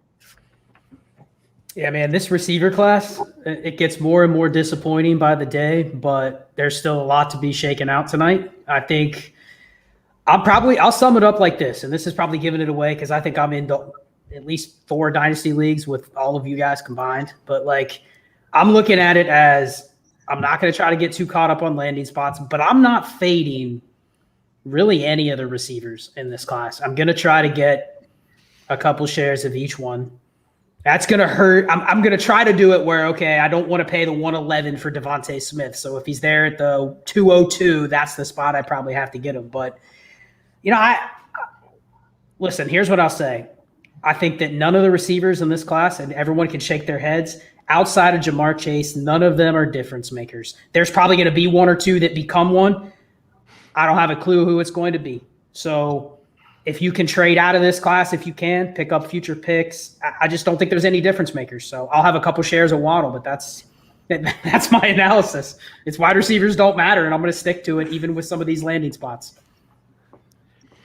And Mitch asked that, and I get Mitch and Dan riled up over Jalen Waddle, and I'm sure Mike and Ray, you're going to jump through the screen. But when you look at it from an analytics standpoint, I'm sorry, I had to throw the A word out. I'm sorry. It doesn't look great for Jalen Waddle. And I know football is played on the field and not spreadsheets, even though I think it should be played on spreadsheets. But what are your thoughts on Jalen Waddle? Because I'm not going to have 1 share. I can tell you that. You don't want any shares of Dwayne Eskridge either. No, he can get out of here too. I love Jalen Waddle. I think Jalen Waddle's a difference maker. I think what hurts him perception-wise is that he wasn't on the field enough in 2020 for people to realize how good he was. I don't – maybe it's going out on a limb or not, but I don't think Devontae Smith wins the Heisman if Jalen Waddle is healthy for the full year, because he's just going to take targets away from him. And particularly if you have a league that you get return yardage in, Jalen Waddle has the ability to be an all-pro return man. I just like him. He's got to go – again, I think for him to be a wide receiver 1, he has to find the perfect situation. I don't think him being wide receiver 2 as a rookie is out of the question. But that's just my opinion. And I respect that opinion. Jaguars, on my TV, they have 7 minutes left on the clock, but in reality, Jaguars, not Jaguars. Jaguars. Please. The 49ers are actually on the clock now, so you're real far behind on that Hulu. That's just cruel. I'm a little All right, surprised. I'm a little surprised by Scott's lack of love for this wide receiver class. There, I love Devonta Smith. Although the coach of me, when I watched him come out in a suit tonight, boy, he did look a little skinny. But the game film, I can't erase it in my head. The guy's just a playmaker, and I know my Dynasty Theory boys don't always agree with me, but Kadarius Toney, I love that guy. I can't wait to see him get out in the NFL field. I think he's only going to get better. I agree with Ray on Waddle there as a playmaker, but I think there's some talent here, Scott. I think you're being a little hard on him, man. Well, we don't have time to get into the Dynasty Theory of wide receivers in this show, but I think it just comes down to there's so many of these guys. These are the fresh new toys that are coming into the league, and they're going to be bumped up or bumped down based on the landing spots. A guy like Devonta Smith, I summed it up on the last huge 10-hour mock draft show that I did. He has one path. It's points. That's it. I don't draft for points. I'm in 60 leagues. I don't draft for points. If I'm drafting a receiver at the 112, it's not because I want him to score points on my roster. That's great if they do. But I think Devonta Smith, let me ask you guys this. If Devonta Smith goes out and has Jalen Reagor's rookie year, does his value ever recover? No. Nope. And that's because half the people in your league already are fading him. And then if you give 2 or 3 more people to fade him because of a bad rookie year, he's done. There's just other guys that I think have paths, different paths. I think if Devonta Smith has 1,000 yards in his first year, they're still not going to be to the point where people are putting him in the top 12 or higher. There's just always going to be doubters. So it's more of just buying a stock. It's not necessarily buying the player. So that's it. I just think there's a lot of guys like that, a lot of quote-unquote Jags in this class. Well, speaking of Jags, and that's a really easy transition here because they are on the clock. And, wow, Scott, you set me up perfectly. You're much better at doing that. Mitch, you see that? That's an alley-oop, damn it. That was well done. I can't do that. No. Don't hope for anything better. Ray, I got to ask. So, Trevor Lawrence, Jaguars. Who is the biggest beneficiary there? Because you look at it, DJ Shark, Laviska Shenault, James Robinson, basically right now, those are the only, I would say, options. How do you think this helps the rest of that team? I mean, I think it elevates all of those guys. I think, you'd said that you guys were talking about it the other day about people knocking James Robinson. I think this is only going to help James Robinson. I don't, even if they brought in another running back, I still think that James Robinson is going to have a very good year. I love Chark. I love Laviska Shenault, and I keep mocking him, but Dan brought him up, is Kadarius Toney. I think that then they have so many weapons at some point, you're gonna have to just figure out who's playing where, because Urban Meyer will add somebody within the first 3 rounds that has speed on offense. So, but I mean, I like all those guys to begin with. So, and again, Trevor Lawrence is just such a significant upgrade from everything they've had at the quarterback position in a while. Again, everyone loves Gardner Minshew because of the story, but that's what he is. He's just a story. He's a really quality backup quarterback, and he's fun to put on memes. He is. Dan, I'm going to guess it's you. Can you turn your TV down a little bit? It's not me. It's not you. Oh, someone got Who is it? Do I have to yell at Mike or Ray? Scott's locked in. I know it's not Scott. I don't have a TV. Is it my TV? Right. Yeah, I was on mute. I behaved for the first time tonight. I don't. Yeah, watch it was John's TV. I prepare for the draft for hundreds of hours, throughout the winter and spring. But then I just go ride a bicycle during the draft. I don't watch it. So sounds horrible. The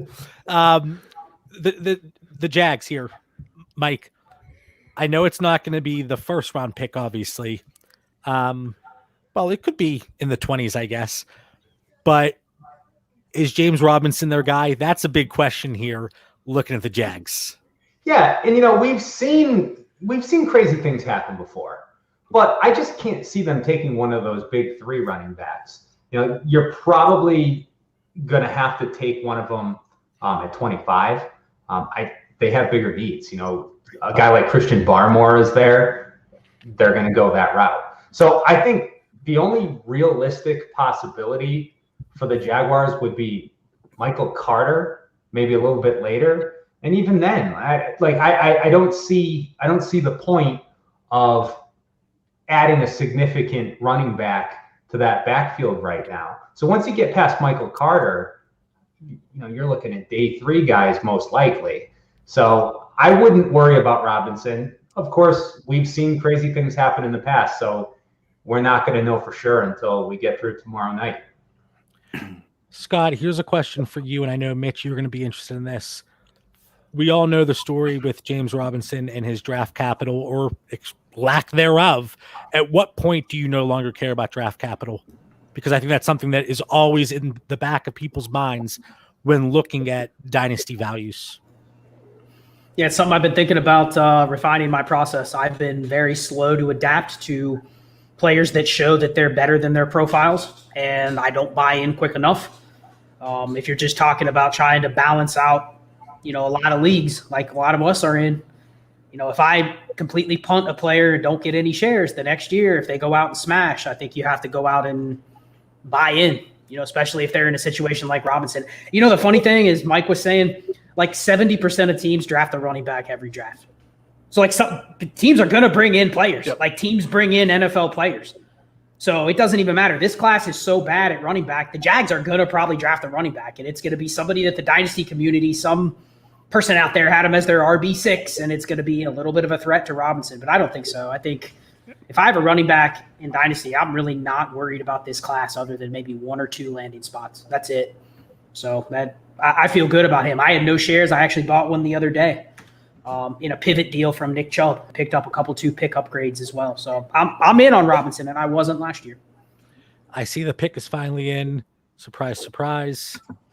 Trevor Lawrence. Man, these first 2 picks, they're kind of boring, but I wanted this group on to kick off the show because, well, one, the Cincinnati Bengals are drafting in this time slot. Hopefully it gets to them. Actually, it might not get to them. It will. Yeah. We're pushing it here. It's almost 8:30. I know. It took forever. But bringing in that NFL view on things, I just think it's so beneficial. And, the guys at NFL Rough Draft, I shout you guys out any opportunity I get because it's such a tremendous resource. Even if there are times that we disagree, we have the group chat going from our FFPC leagues. There's times we disagree, but there's always something in there that Mitch and I walk away and we're like, yeah, like you don't get that looking at it from a fantasy perspective. And I think it's fantastic. Well, thank you. I think that sometimes we kind of have to remind ourselves to look at it from a fantasy perspective as well. The point that Scott was making about wide receivers is a good one. All right. So I've seen him talk, and he and I have talked about receivers in the current dynasty football landscape many times. And his point is not really that these guys aren't going to matter for NFL teams and be good NFL players. His point is just, if you have to draft rookie players, running backs are going to have an immediate impact. And if you look at the number of points that, and Scott could do a better job of telling you, the exact numbers than me here, but it's like wide receiver, 15 to 35 or something like that. There's not that much of a difference. So from a fantasy perspective, I totally agree with him, and I have to remind myself of that sometimes. From an NFL perspective, I look at the receiver class, and I love Chase, obviously. I love Devontae Smith, Waddle. Like Dan mentioned, I'm in on Kadarius Toney, and my 4th receiver is Elijah Moore. I could see Elijah Moore being Keenan Allen. I really like him too. Now, the chances of 5 of these rookie receivers finishing top 12 or top 15 at some point in their career is extremely unlikely. So it's interesting to look at it from an NFL point of view, but Ray and I have to sometimes keep in mind that when we're playing fantasy football, it's not exactly apples to apples. You guys run the Weekend Warriors leagues, and the first one I joined, it was my technically second startup, but it was going on pretty much the same time as the other startup. And you had mentioned in the chat about doing rookie drafts before the NFL draft. I'm like, who the hell are these guys? What kind of league did I get in? Like, no, I was like, I'm not doing that. And then I come to find out, and Mike, you were actually the first guest we had on Superflexology. It was the 3rd episode. I remember it like the back of my hand. And I was like, oh my God, I'm so nervous to have this guy on the show. I was so nervous. And, the huddle report, the rolling 5-year average, the accolades go on and on and on. Mitch, What's up? what are you thinking about over there? Mitch was enjoying the Zach Wilson highlight film that was just on. I know. It was very nice. There was a lot of open wide receivers. I don't think there was a defender within like 15 yards of any of those guys, but they were some pretty throws. They really were. Raid is the level of competition, and I guess if you bring it up for Zach Wilson, you got to bring it up for Trey Lance. Does that concern you at all? Yes and no. Yes, in the regard of, when you have what they can do against Power 5 teams and against good defenses, but there's times that I watched BYU and Coastal Carolina. That I watched that game 3 times now, only because that was the best team that they had, and I just kept. That sounds like 3 times too many. Yeah. I was glutton for punishment. I watched that game and I'm like, I don't see a first-round quarterback. I see a guy with some tools. That wasn't great. But if you go to now, I'm a little partial to, FCS guys. So I love Trey Lance, and he dominated. Again, he's not the most accurate passer, but you're gonna have to be patient with him because he didn't play football this year. I don't count the one game that they played, but that's a different story altogether. No matter what level you're at, particularly for a younger player. So it's got to be the same thing. You got to, if you're playing against if you're not in the SEC, then you should be dominating if you're at the FCS level. And that's what Trey Lance did. He all-time crazy good numbers. That's why I believe in him. BYU, they get some, games against Power 5 teams, and he just had, to me, it was just very average to above average. Do you hear that, Dan? Do you hear that? I heard it, but I'm not listening to it. I don't know how much I'm going to retain. That Coastal Carolina game was a banger there. They brought it. It was a very physical game. I could definitely see your point there. I just, again, looking at all his film as a whole, if I'm a coach, I just see a kid that can make every throw I could ask him to make, and he's got hair nicer than John's and Mitch's. He's that got should be a concern. That should knock him down right there. He spent too much time on his hair. He's got a lot going for him. But Trey Lance, God, he walks in the room as a coach. Your jaw's got to drop. It's got to make it a little harder for Shanahan tonight. I imagine going to his pro day and watching this kid and all that he could do. I think there's a very high ceiling there. For me with Zach Wilson, my biggest concern is the Jets. I need to find some confidence in the Jets there, and that's got to be proven. See, I love Robert Saleh, so I think he's was the best offseason coach hiring in the NFL, maybe in the last 2 years. Nowhere to go but up. Yeah, I think that they need to add a receiver at some point, or a running back. I think if they add Etienne, Harris, or Javonte Williams, that's going to be enough for Zach Wilson. But he's on stage right now. He looks like he's, we talk about Devontae Smith he looks as small as Devontae Smith to me. He needs to eat a hamburger.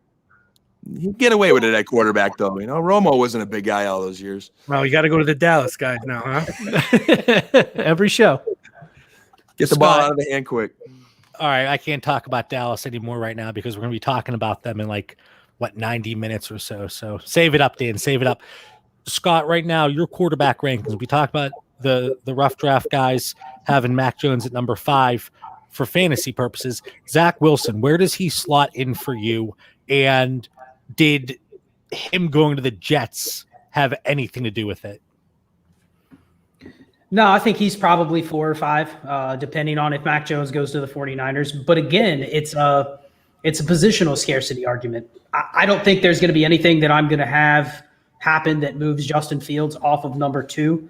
And I know there's a lot of stuff that comes out around the draft, both on the field, off the field, but I have not heard a negative thing off the field about Trey Lance. His work ethic, his attention to detail.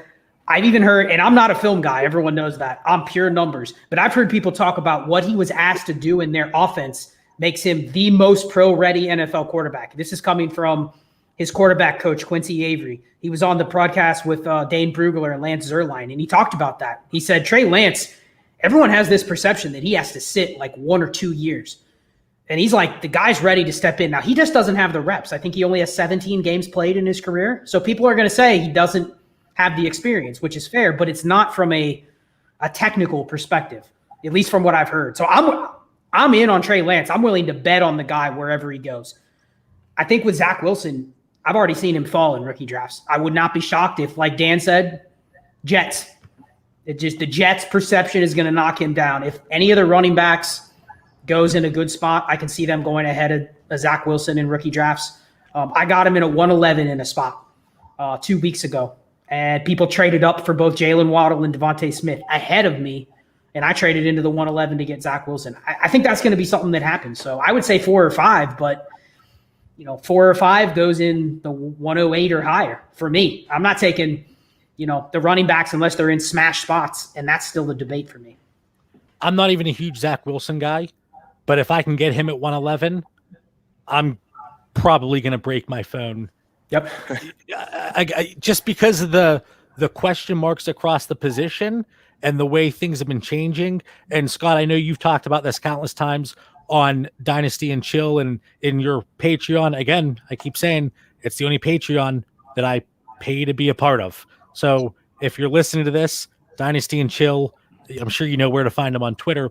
But the positional scarcity, the question marks across the board once you get into the teens, instantly Zach Wilson and Mac Jones, they have higher values because of that, I think. Yep. I mean, we talked about it earlier. It's not even that if you don't, here's the thing. We've made the mistake before. How high are we going to push it? Justin Herbert went 6th overall. He fell to the back half of first rounds of drafts. Yep. I mean, look where Daniel Jones went. I believe Daniel Jones went 5th overall and ended up falling outside of the first round in drafts. I mean, Zach Wilson at the 102 falling outside of the top 6 or 7 in a rookie draft just based on positional scarcity. If you want to argue Pitts and Chase, because I think those guys are a delta ahead of the rest of the people at their class in terms of their position. So if you just say, hey, I want to lock in an advantage at the position, I can argue that. But, you compare the running back class, the profiles to even last year, they just don't stack up. So you're just drafting based on need. It's the same thing in the NFL. I'm sure Mike and Ray can talk about this. Teams that draft for needs in the first couple rounds are probably doing themselves a disservice regardless of what they need for their team. If you're saying, well, I need this position, so I'm going to take him, but he shouldn't go for another 15 picks, that's probably a losing way. That's the same thing in Dynasty. Mm-hmm. Yeah. And, another example of what Scott's talking about, Ray and I were both really wrong about Josh Allen. But Josh Allen in Dynasty was one of those guys where he ended up being one of our most owned Superflex players that year because we were getting him in the middle of the 2nd round of Superflex drafts. So at that point, you have a mobile quarterback. Even if he wasn't a mobile quarterback, you're taking him in the middle or late 2nd round of a rookie draft.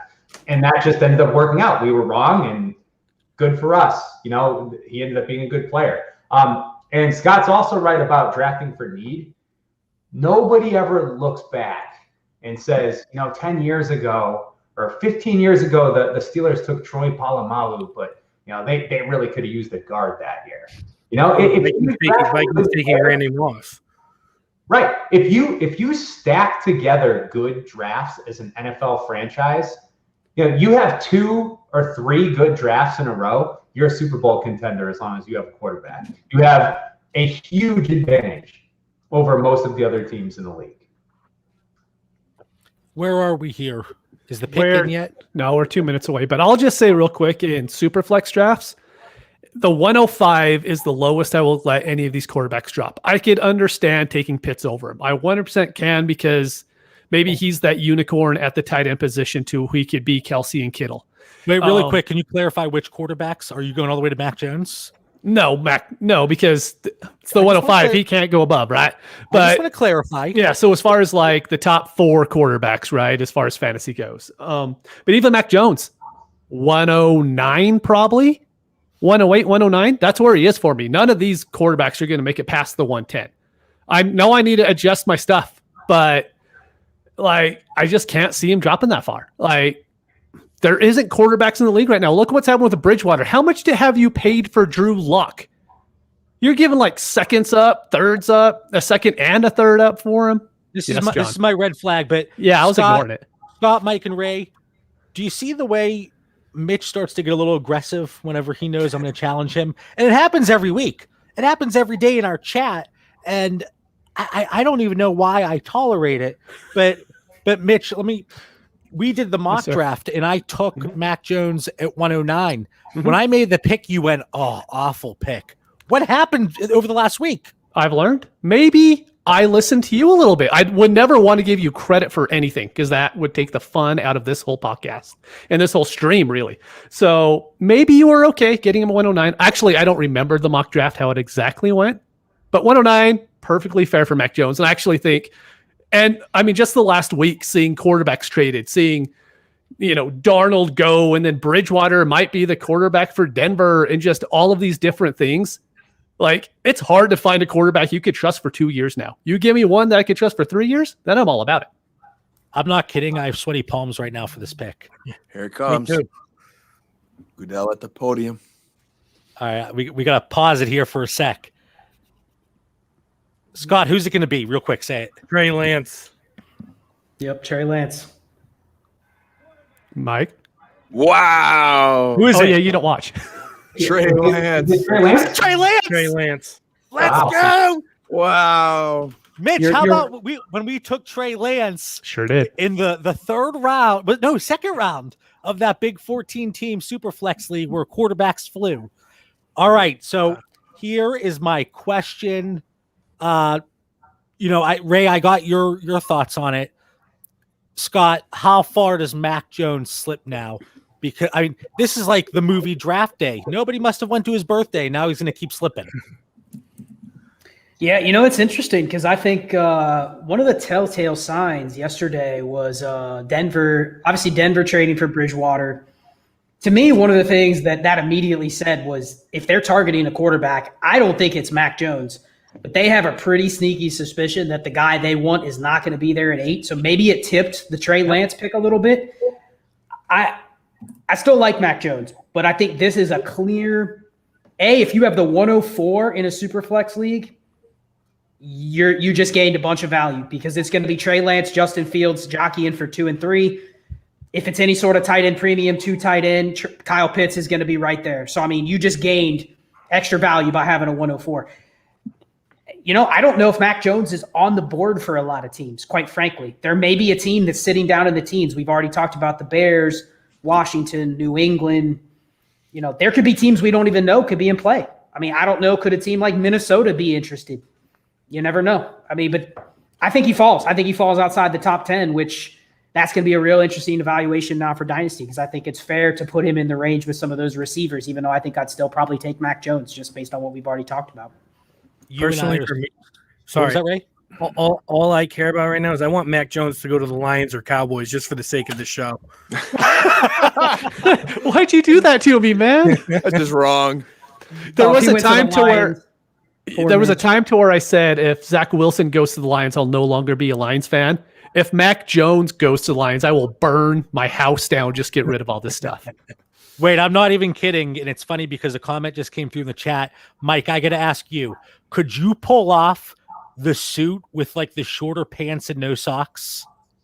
Could you pull that off? I feel like you could pull it off.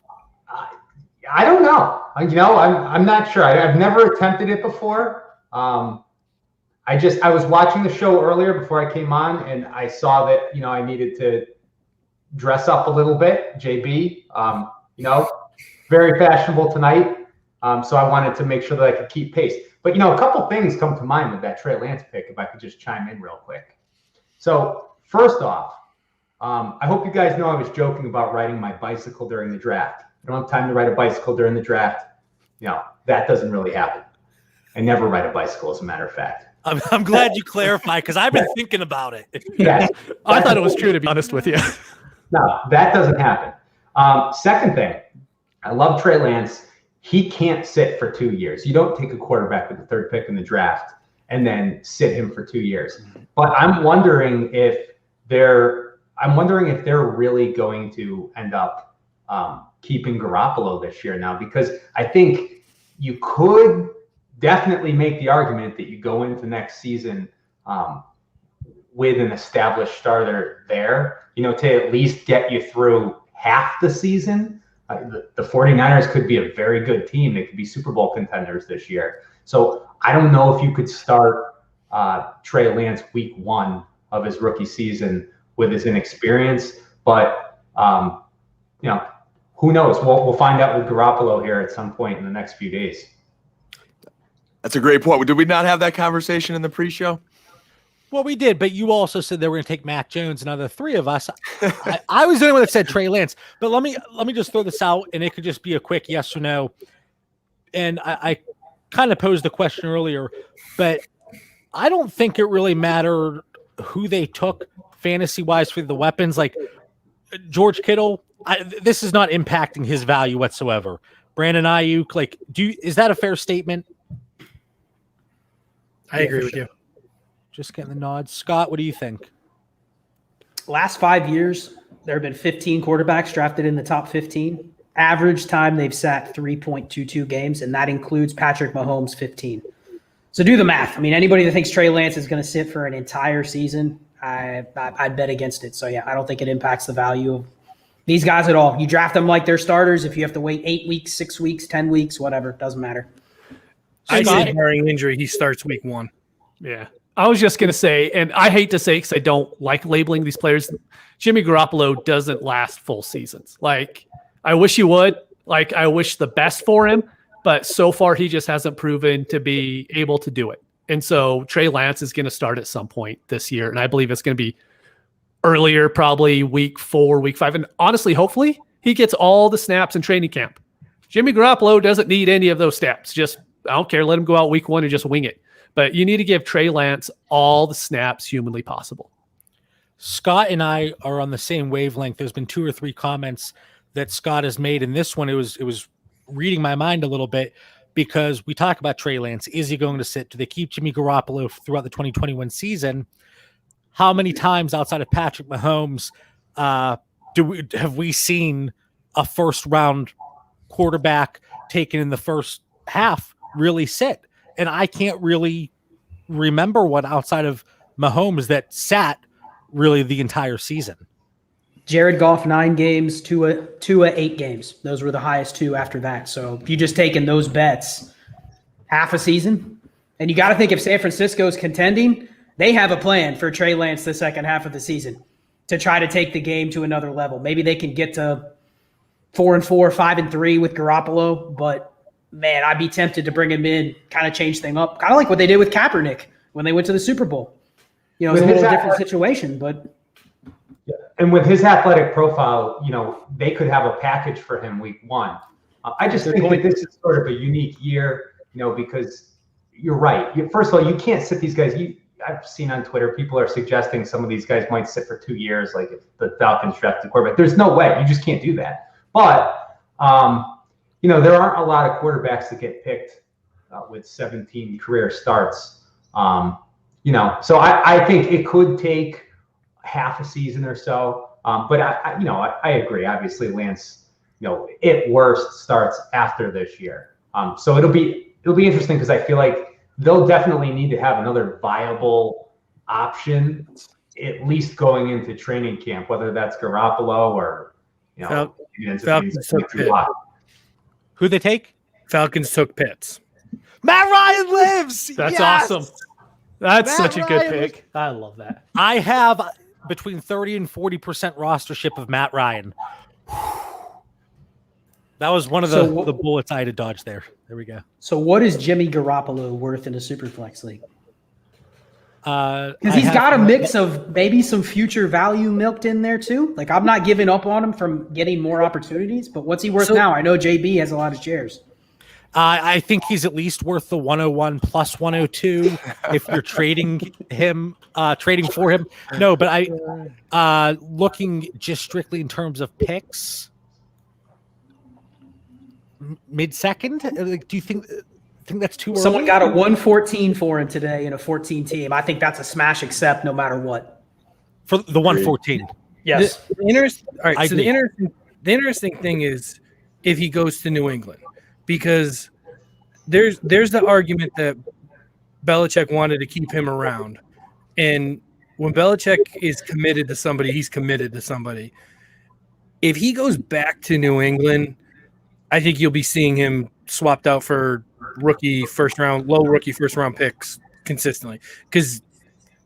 But the problem is that he just can't stay healthy, like Mitch was saying. Like, again, you don't want to label a guy, but in the same regard, he wears that label pretty well. So let me ask, is Jimmy Garoppolo a player? I asked Mitch and Dan this heading into day 2 of the draft. Players we think the dynasty community might be thinking, oh, like James Robinson's going to lose value tomorrow, where we don't think that. So we go out and make deals, try to acquire him.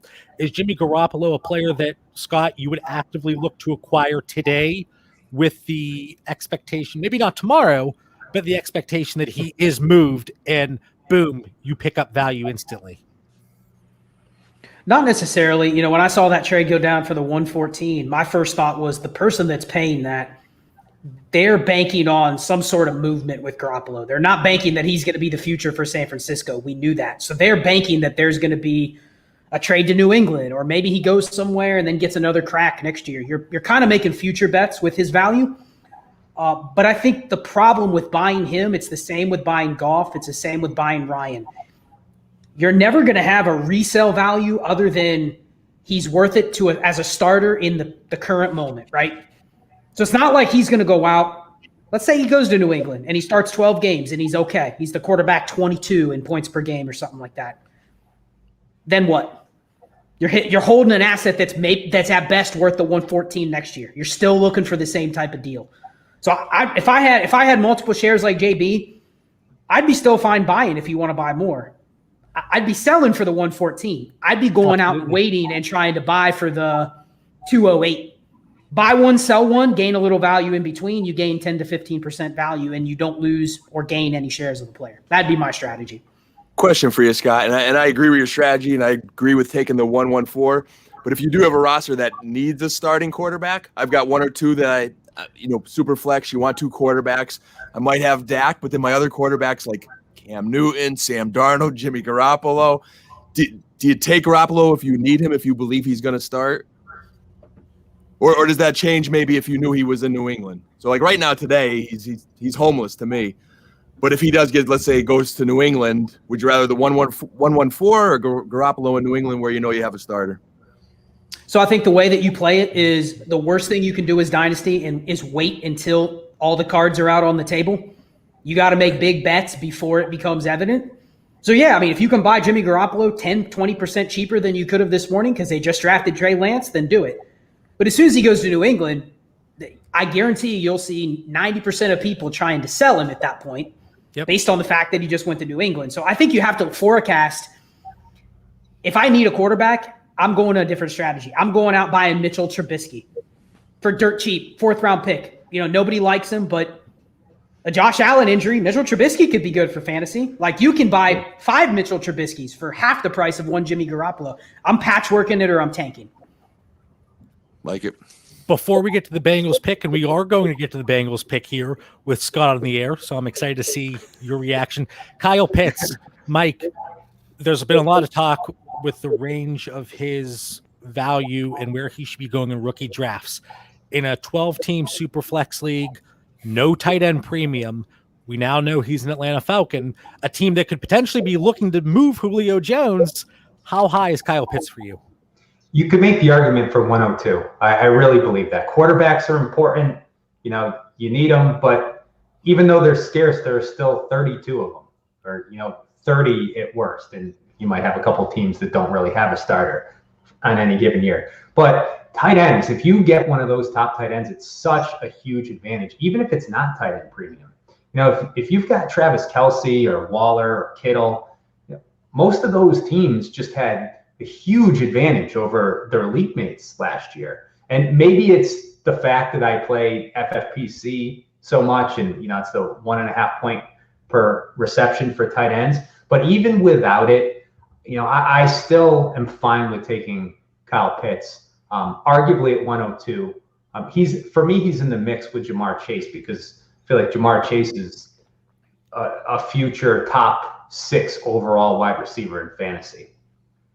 I actually, Pitts and Chase, I've been battling back and forth between those two with how I have them. So the pick is in for Cincinnati. Ray. JB, let me interrupt you on that rapid fire, JB. Give these guys a rapid fire. We argued before the show this next pick. Is it Sewell or is it Chase? Ray?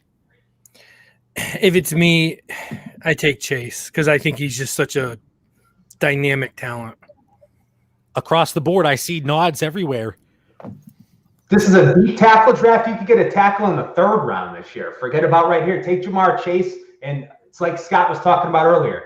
Don't worry about picking for need when you're picking 5th overall and you have a future potential All-Pro on the board. And it's not to take anything away from Sewell either. Sewell's a very good player. It's just that I look at Jamar Chase as being an elite wide receiver, and I don't think you pass on that for a very good tackle, and that's not a fantasy perspective. That's an NFL, give Joe Burrow 3 weapons on the outside that are arguably the best in the league. Mitch, I got to ask you, are these 3 gentlemen your favorite guests now? Because they keep agreeing with me, so I like them. It's how I know they're probably going to be wrong, but that's okay. It's okay. I don't hold it against them. It's okay to have some wrong opinions come to the podcast. It's okay. My thing is that we've seen teams win Super Bowls with not all pro left tackles, and and certainly helps. But going back, Mike Evans and Chris Godwin were a pretty good duo. Tyreek Hill and Travis Kelce were a pretty good duo. Like, it's a passing league, so you got to have those guys who can make plays on the outside. I think Mitch just wants Jamar Chase to be there at 7. But. I will say, to counter that, we have seen many teams win Super Bowls without a 1st-round wide receiver at all. Yeah, you're absolutely right. But there's not many that win Super Bowls now without having an elite wide receiver. Very true. Very true. It's done. And it's, who was it? It's done. It's looking like it's going to be Mr. Chase. Is it Chase? Looks like it's Chase. Yep. He's willing it into the air right now. The pick's not even out. He's just willing. I'm willing it into the air. Yeah. Oh, you can't. I told you, Scott. I'm behind. You can't do that to me, man. I'm behind too. I'm just going on my gut feeling. I do not. It's Chase. He's like, I don't need it to be announced. I feel it down on my stomach here. Goodell is at the podium speaking. Mr. Chase. All right. Well, let's see the pick. It's Jamar Chase. Jamar Chase. Wow. I think I have a perfect draft board. If there's an opening at NFL Rough Draft, you let me know, because I'll take you guys to the top, baby. You do. I'll add this because I'm super excited about the pick. The Bengals needed a receiver. I hear all this. Well, they don't have any. They don't need receiver. It's probably the 2nd or 3rd biggest need on the team. They have 5 receivers on the whole roster. Only 2 of them that are legitimate starters. They play 3 receivers more than anybody else in the league. More than anybody else in the league. That's their offense. You can argue that their coach sucks. They need to fire him. They need to overhaul everybody. That's their offense. They need 3 good receivers. And I've heard smart people say the system that they run does not need star offensive linemen. They need holes plugged everywhere. Bengals had the worst guards in the league last year. That was their problem. It wasn't their tackles. And Mike said, now if they don't follow this Chase pick up with 2 tackles or 2 linemen in the next 3 rounds, I'm disappointed, but the play was not to take Penei Sewell and then reach on a receiver in the 2nd round because they needed a receiver, and they needed a receiver. So I'm elated with the pick. I've been saying this for months that it's all Chase, and it's finally here, boys. As a Steeler fan, I hate that pick. That's why I root for my fantasy teams. Forget about the Steelers. Sorry, The Ray. Bengals are the new Cowboys from last year. This is going to be the fantasy offense that you want. I'm just saying. They're going to be the offense, throws it 600 times a game and has 3 top 30 receivers. Mark it down. Guys, unfortunately, the hour is up. It flew by. Scott, before you let people know where to find you, what you're working on, your podcast, one word, one name, who does this negatively impact more, Higgins or Boyd? Higgins. All right, so let everyone know where to find you. Yeah, Dynasty and Chill, at Charles Chill, FFB, writer at DLF, host of Chase the Helmet, which is coming back this week. Anybody that plays high stakes, FFPC, will be back coming up very soon. Love you guys. Thanks for having me on. Mike, Ray, good time again, and enjoy the rest of the draft. I'll be tuning in later. Appreciate it. Awesome, Scott. Thanks for Scott. coming on. All right, Mike, your turn, buddy. Where can everybody find you? Let people know about NFL Rough Draft and what they're missing out on. Yeah, so NFLRoughDraft.com, we've got our top 100 board. We've been ranked number 1 in the Huddle Report rankings for the past few years. So we're hoping to keep that going. You can find me on Twitter at RoughDraftMike. We've got our draft value board out there in case anybody wants it for tomorrow night. And, again, just like Scott said, I love you guys. Thanks for having us on. And Scott, I'm looking forward to checking out those Chase the Helmet podcasts. They're a lot of fun. Appreciate it. And now it could turn into Jamar Chase the Helmet podcast. All right, Ray, anything else you want to add on to what Mike said? No, I just want to thank you guys, all you guys. This is, I love the draft, but this helps elevate it to be able to kind of, talk about it with you guys. It just makes the experience better and kind of, for all the negativity that gets put on, social media, be able to, make friends and have these conversations means a lot. And, kind of glad that, Twitter and fantasy football could kind of bring us together to make this night a little bit more fun than it already was. So I appreciate all you guys. All right, guys, thank you so much. It was an absolute blast. Hopefully the draft works out for your dynasty teams from here on out. See you Good guys. luck with the rest of your show, fellas. Thank you. Thank you, guys. Take care. 3 great dudes there, man. Well, Ray's still creeping around. He wants to stay on There another we hour. go. That's better. All right. Well, they have to go because we have 2 fantastic guests here. I got to figure out the screen here. Yeah. Let's start with Mr. Jake Trowbridge from now part of Ball Blast, but also we're not going to forget about drinking and talking fantasy. What's up, Jake?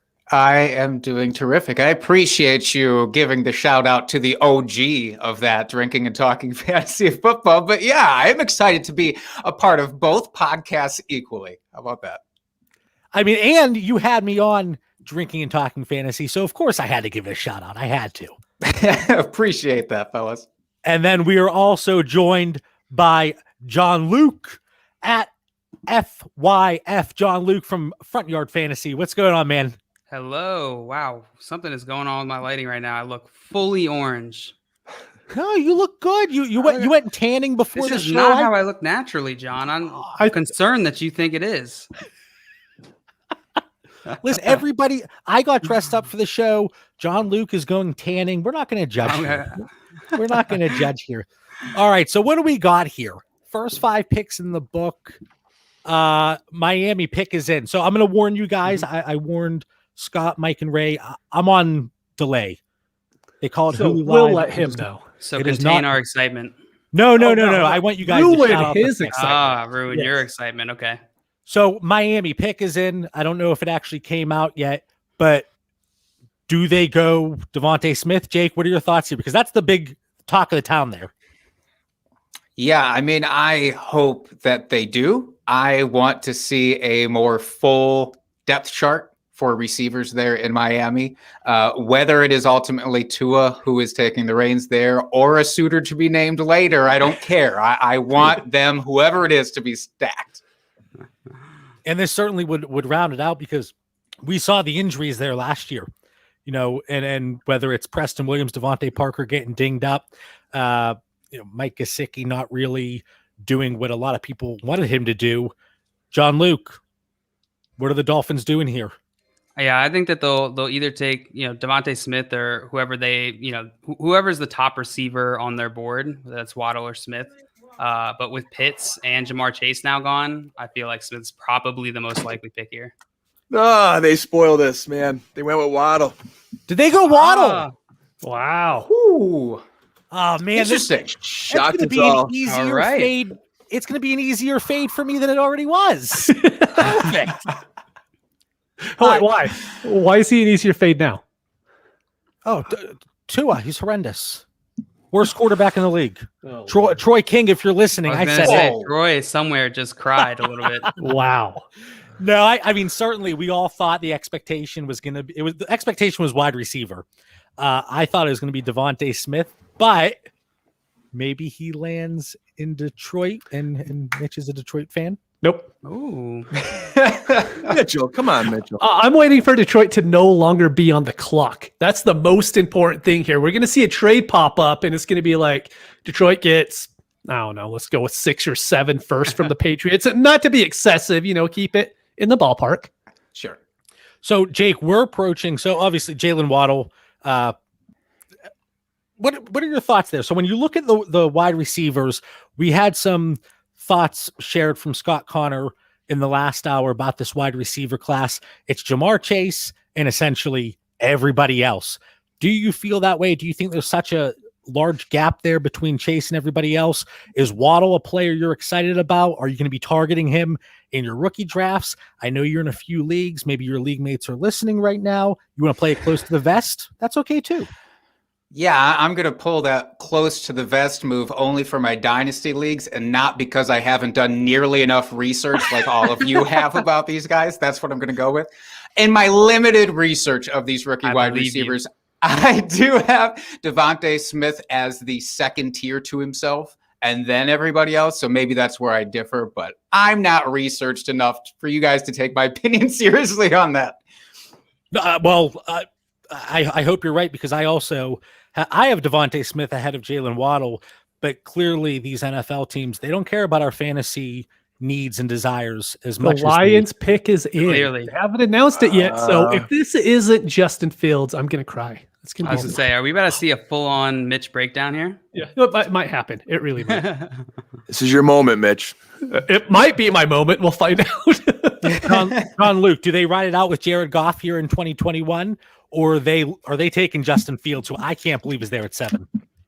I think they ride it out. I honestly, I didn't expect Justin Fields to be here. I know that was like the consensus, but I expect them to ride it out with Goff here, and go offensive line most likely. Sewell is here, Penei Sewell, so that's pretty good value. I think most people weren't expecting him to drop past the Bengals. So if I was them, I'd be taking Sewell here. If this is Fields, though, we have to feel good about number 8 Carolina and Sam Darnold and number 9 Drew Lock Teddy. We have to feel good about that. And I was on a Drew Lock acquisition project yesterday.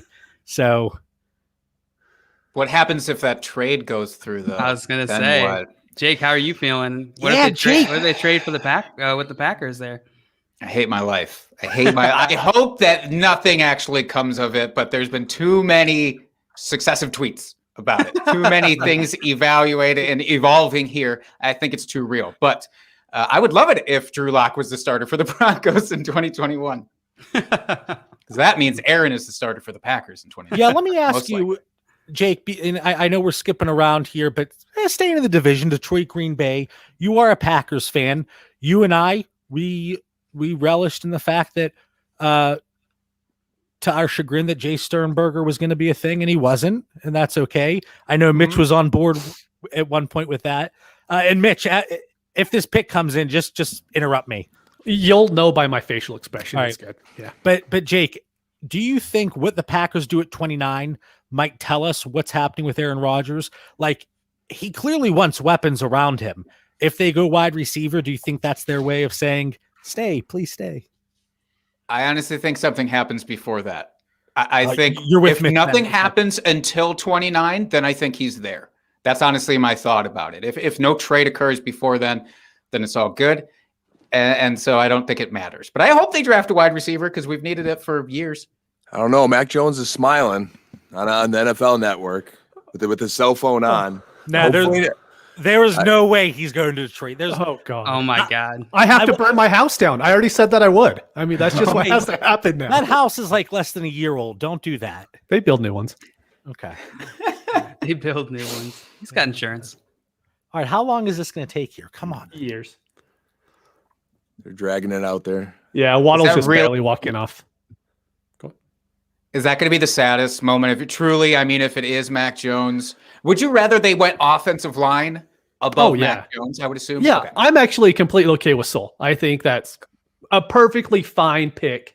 But if it actually is Mac Jones, like it doesn't make any sense for how they're building the team. They already have Jared Goff. I don't know if Mac Jones is that much of an upgrade over Jared Goff, and you're already paying Goff for 2 years. So, man, I hope not. Oh man, They're But worried. it would be jumping up and down, man. Yeah, it would They be are the just saddest moment of my Detroit Lions fandom. Yeah. Oh no, that's are really jumping. saying something. It really is. But we saw Matthew Stafford, and we love Matthew Stafford, right, Mitch? Obviously, but we saw even Matthew Stafford struggle behind that offensive line. What makes them think Mac Jones could really succeed there? I think it has to be Justin Fields. It has to be. I hope whoever they draft, if it is a quarterback, no matter who, I hope that further down the draft in the second round, they do address the offensive line regardless, because I think that whoever steps in there needs it. So it's not going to be a cure-all for whichever quarterback steps in, or if it's Goff there. But I do think they need to look in those day 2 picks for the O-line. Without a doubt. I mean, even just looking at it, just O-line. fantasy landscape wise, DeAndre Swift is like in a lot of they have nothing on this team. So if they end up go with Mac Jones, then they don't hit that offensive line. I mean, DeAndre Swift kind of turns into a pretty big sell high for me at that point. You got your There O-line, it is. buddy. There he is. Who was it? Sewell. Penny Sewell. Okay, I'll take it. Good call, John. Now, Mitch, are you still getting a That's a Lions good pick. jersey tonight if it's it's an offensive lineman, or that doesn't count? No, that's No, horrible. They only sell those in XXL, so you're gonna have to find a way to make that work. You have to cinch it. You have to do that thing where you Yeah. tie it on the side. Yeah, so the clip, the clip. Yeah. All right, John Luke, looking at that, the Lions, they go with Soul. This has to be good news for DeAndre Swift. This has to be good news, despite wanting to add a weapon there to the passing game. Good news for Jared Goff to help him in the pocket. But what are your overall thoughts? Where are you looking at, like DeAndre Swift? Are you looking to go out and acquire him? Jared Goff, do you want him in super flex leagues? What are you looking at with this team? Yeah, I mean, I think most people, we do our daily show, and Swift has come up multiple times in the last couple months, and I felt like, my co-hosts and most of the guests have been very still bullish on Swift, and I've been a little less certain just because of all of the new variables, the uncertainty there. But Josh, my co-host, made a really good point. It's just like there's literally no one else to take that opportunity. And I think without someone like Sewell, I think exactly what Mitch is saying, he's in a really tough spot because I don't even know if he can capitalize on that opportunity. Now with Sewell, I think he can, which makes me, he sort of gets the benefit without having that risk, mitigating some of that risk. So I do like Swift a little bit more now with them, prioritizing Sewell. I didn't expect him to fall to them, so that's great value for them.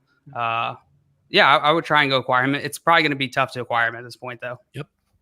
No, I mean, his price was already on the rise. It was already high. Yeah. Dan, now can we talk about Rashad Perriman? Can we talk about him now? He's the thing now. Maybe I should be believing here. Jake, let me ask. So we are Dynasty Theory. We like to look at things more from the theoretical side, maybe larger scale concepts. Before the show, when we were doing the pre-show, I talked about if the Lions didn't take a wide receiver, the weapons there, if you want to call them weapons, but Rashad Perriman came up. About him being a player that you would get in a deal as a throw-in piece. Is that something you do with your dynasty approach, whether it's a player or, hey, kick in that third, kick in that fourth, or you have guys you want to get and you really don't care about those smaller pieces? No, I absolutely do that. In terms of every trade that I look at, I've actually come onto the side now where I ask for those throw-in pieces, but I do not throw in those throw-in pieces because the perception, I think, a lot of times is that those pieces actually devalue the trade when they're those kind of gross garbage things. And you look at it, if you look at a nice clean trade where it's just a couple of, studs coming to you, it looks a lot better than if you get that trade where it's like the couple of studs and then it's clouded with all of that sort of trash around the bottom there. So for myself, I'm not sending those because I think it looks worse. But if I'm looking to get that, I'm very comfortable just being like, hey, could you toss in these guys? Because you don't really care. Let's be honest. If I have the roster space, then I'm comfortable with that. No, and that's I love that approach. I love that strategy, and it's something not so much with the players, but the picks. When you're a contender, like I can't tell you how many leagues this last season where I might have a third sitting on my my draft picks, and JD McKissick came through in the clutch down the stretch, like just a piece that you can throw one of those later picks at. But yeah, I think that's a really good process. And I know Dan, and I'll tell you about Dan's always trying to get fab thrown in. Need a little something to go home and tell mom about. There's nothing wrong with that. But I got the fab. More. right? Yeah. She should make mom proud, That was good. That was good. I like that, Jake. Hey, but more importantly, though, John and Jake, I need to know before the hour's up. Do you have the same hairstylist? And I say that as a compliment. Oh I my don't have God, that is the so pretty hair nice you to guys me have. and so disrespectful to Jake. I'm sorry, Jake, that he said that. I think you're not giving yourself enough credit there. It's the headphones that are pressing it down. Otherwise, you'd have the exact same plumage, I'm sure. Literally I think he's talking about me. With John Bauer. Miscommunication. My bad, John Luke. Good. I don't need to make JL feel better about it then. That's great. John Luke and I have the same problem here. Yeah, I'm glad I misheard your compliment. John Luke, I wish I had the hair they did. Can we talk about how good I just did in that moment, though, of trying to make it feel better? John, I think we do have similar. Can I just ask you this before we get back to draft talk? I just do these. I do this with it. I don't do combs. Do you do combs? So tonight I did. At first I did the comb, and then I messed it up a little bit. Yeah. But I'm a fluffer. I'm a fluffer. So sorry, Dan. So by the end of shows, typically, because I'm playing with my hair, it's all fluffy by the end. I'm taking you notes gotta go now. full peacock. Mitch, you got that? He's a fluffer.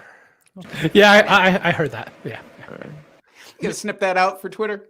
Saving that for future episodes. Guys, Jake, how do you get the full, so much volume? That's a lot of volume. I've wondered that. I watch your videos and I don't say it, but every time I'm like, damn, that guy's got good hair. The key is that I actually sleep upsime down so that it automatically gravity pulls it out of the pores. A bat trick. We digress. That's right. The commission's on the clock for the Panthers. Please tell me Sam Darnold's safe. Come on, baby. It could be Fields, man. It really could be Fields here. I'd be excited. JC Horn. All those Darnold truthers, though. Really? Sam Darnold strikes again. Sam is safe for 20. Love it. Mitch, you did it. You did it. Finally, something went right. Amen. Wow. All right. Wow. So JC Horn. Wow. All right. Well, this is it. This is it, Mitch.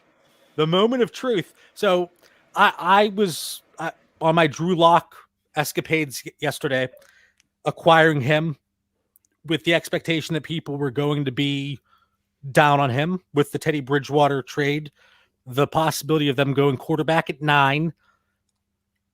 I could be very upset here in a few minutes, guys. I was trying to trade. Yeah.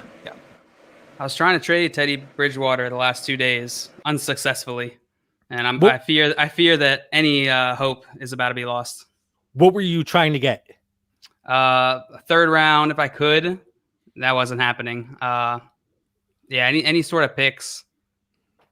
I was mostly targeting Drew Lock managers. I'm sorry, I'm distracted by a comment. Is it the fluffer that's getting you over there in the comment section? Listen. And now my cheeks are probably bright red. I think John Hamm was a fluffer at one point. So Oh, that's a good silver lining. There's a potential career path out there for you. You could be John Hamm.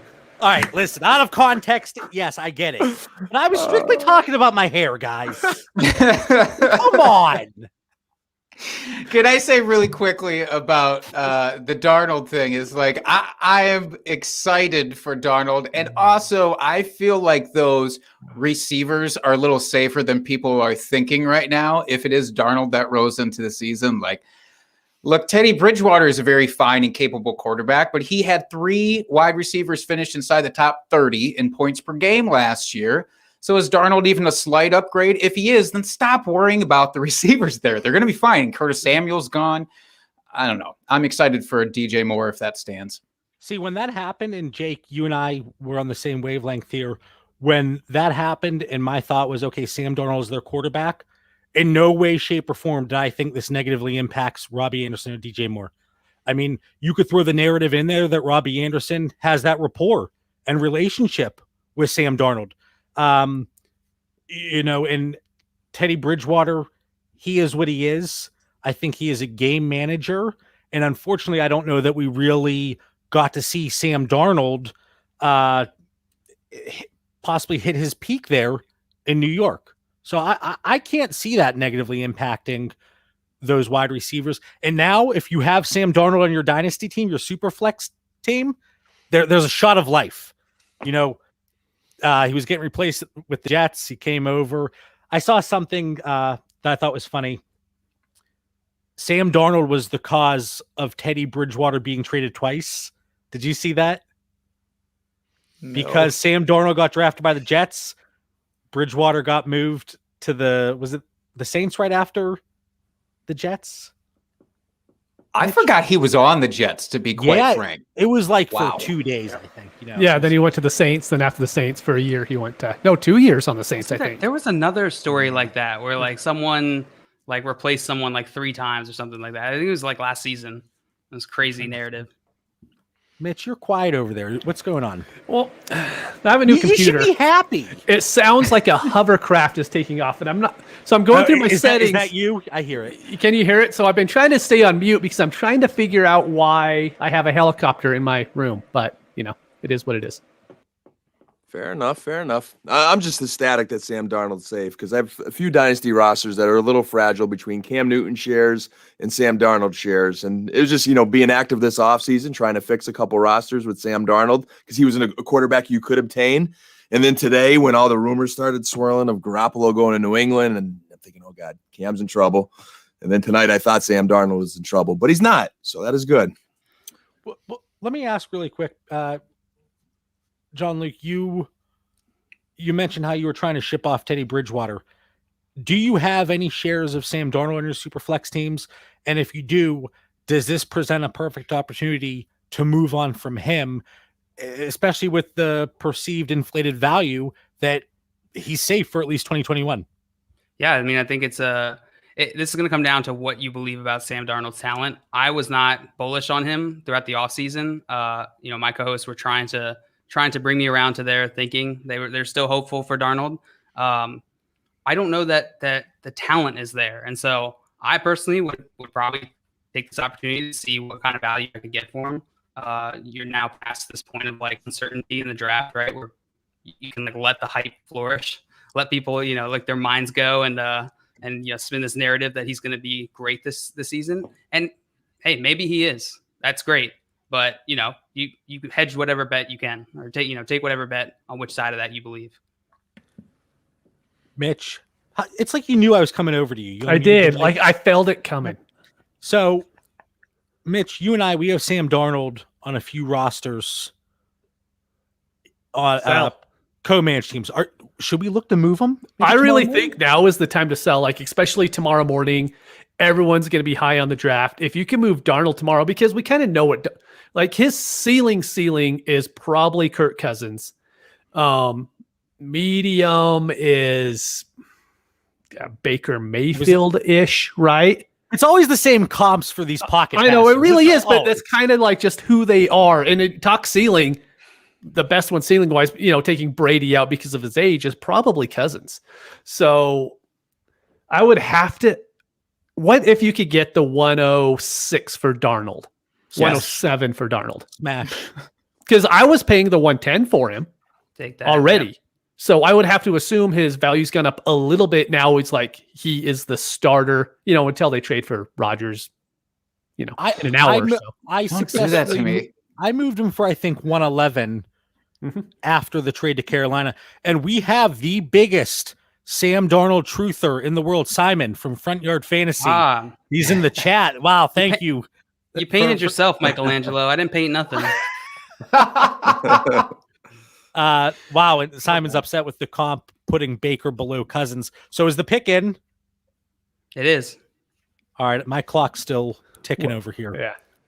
So that means we got at least 5 minutes before the pick is actually in. Yeah. But the fact that they're taking somebody here is a great sign for myself, because maybe, just maybe, then Aaron doesn't get traded there, unless it's a future pick situation. But I thought all along, the saving grace as all of this information was coming out was if Justin Fields falls to number 9 for Denver to maybe take, I think they could still do that here. And I think that they should, quite frankly. Teddy Bridgewater for the capital you gave up, it's not saying we're going all in on this guy by any means. So take him now, maybe try and trade Locke later. Yeah. He's a perfect guy to have him start the beginning of the season if you need to, and get Fields acclimated a little bit. He's a perfect guy for that. And Teddy, I mean, unless maybe they moved Locke, but Teddy, he's one of those guys. I feel like he's such a great locker room presence. You don't hear anything bad about him at all. He's been replaced on different teams along the way. He's been I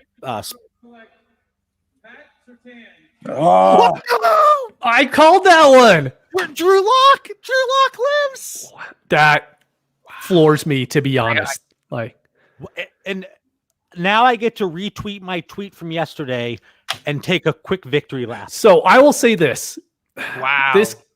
You have to wonder if teams know something about Justin Fields that none of us have heard, right? Because it just doesn't make sense that he's falling past these teams that need core. And we've seen it happen before. Lamar, and right? Yeah, exactly. You just wonder if it's something. It's probably something stupid, but NFL teams are that way. Yes, Coach Dan. Did we hear it? And just the fantasy world is not listening to it, because I think it was, who was the first one that talked? There was someone that talked about his character or work ethic off the field. Work ethic. It was Dan. Who's the quarterback? Orlovsky. Yeah. So he starts with that, and then we're hearing a lot of stuff lately about mechanics. His mechanics have some flaws in it. So maybe there is something there between mechanics and work ethic that he's sliding. Hold on, I got to throw a Vince McMahon tweet. I think the NFL is most likely just as much of an echo chamber as the fantasy Twitter world is. So completely agree. Yeah, that's a good point. My Cowboys lose Surtain. Now I have a dilemma here.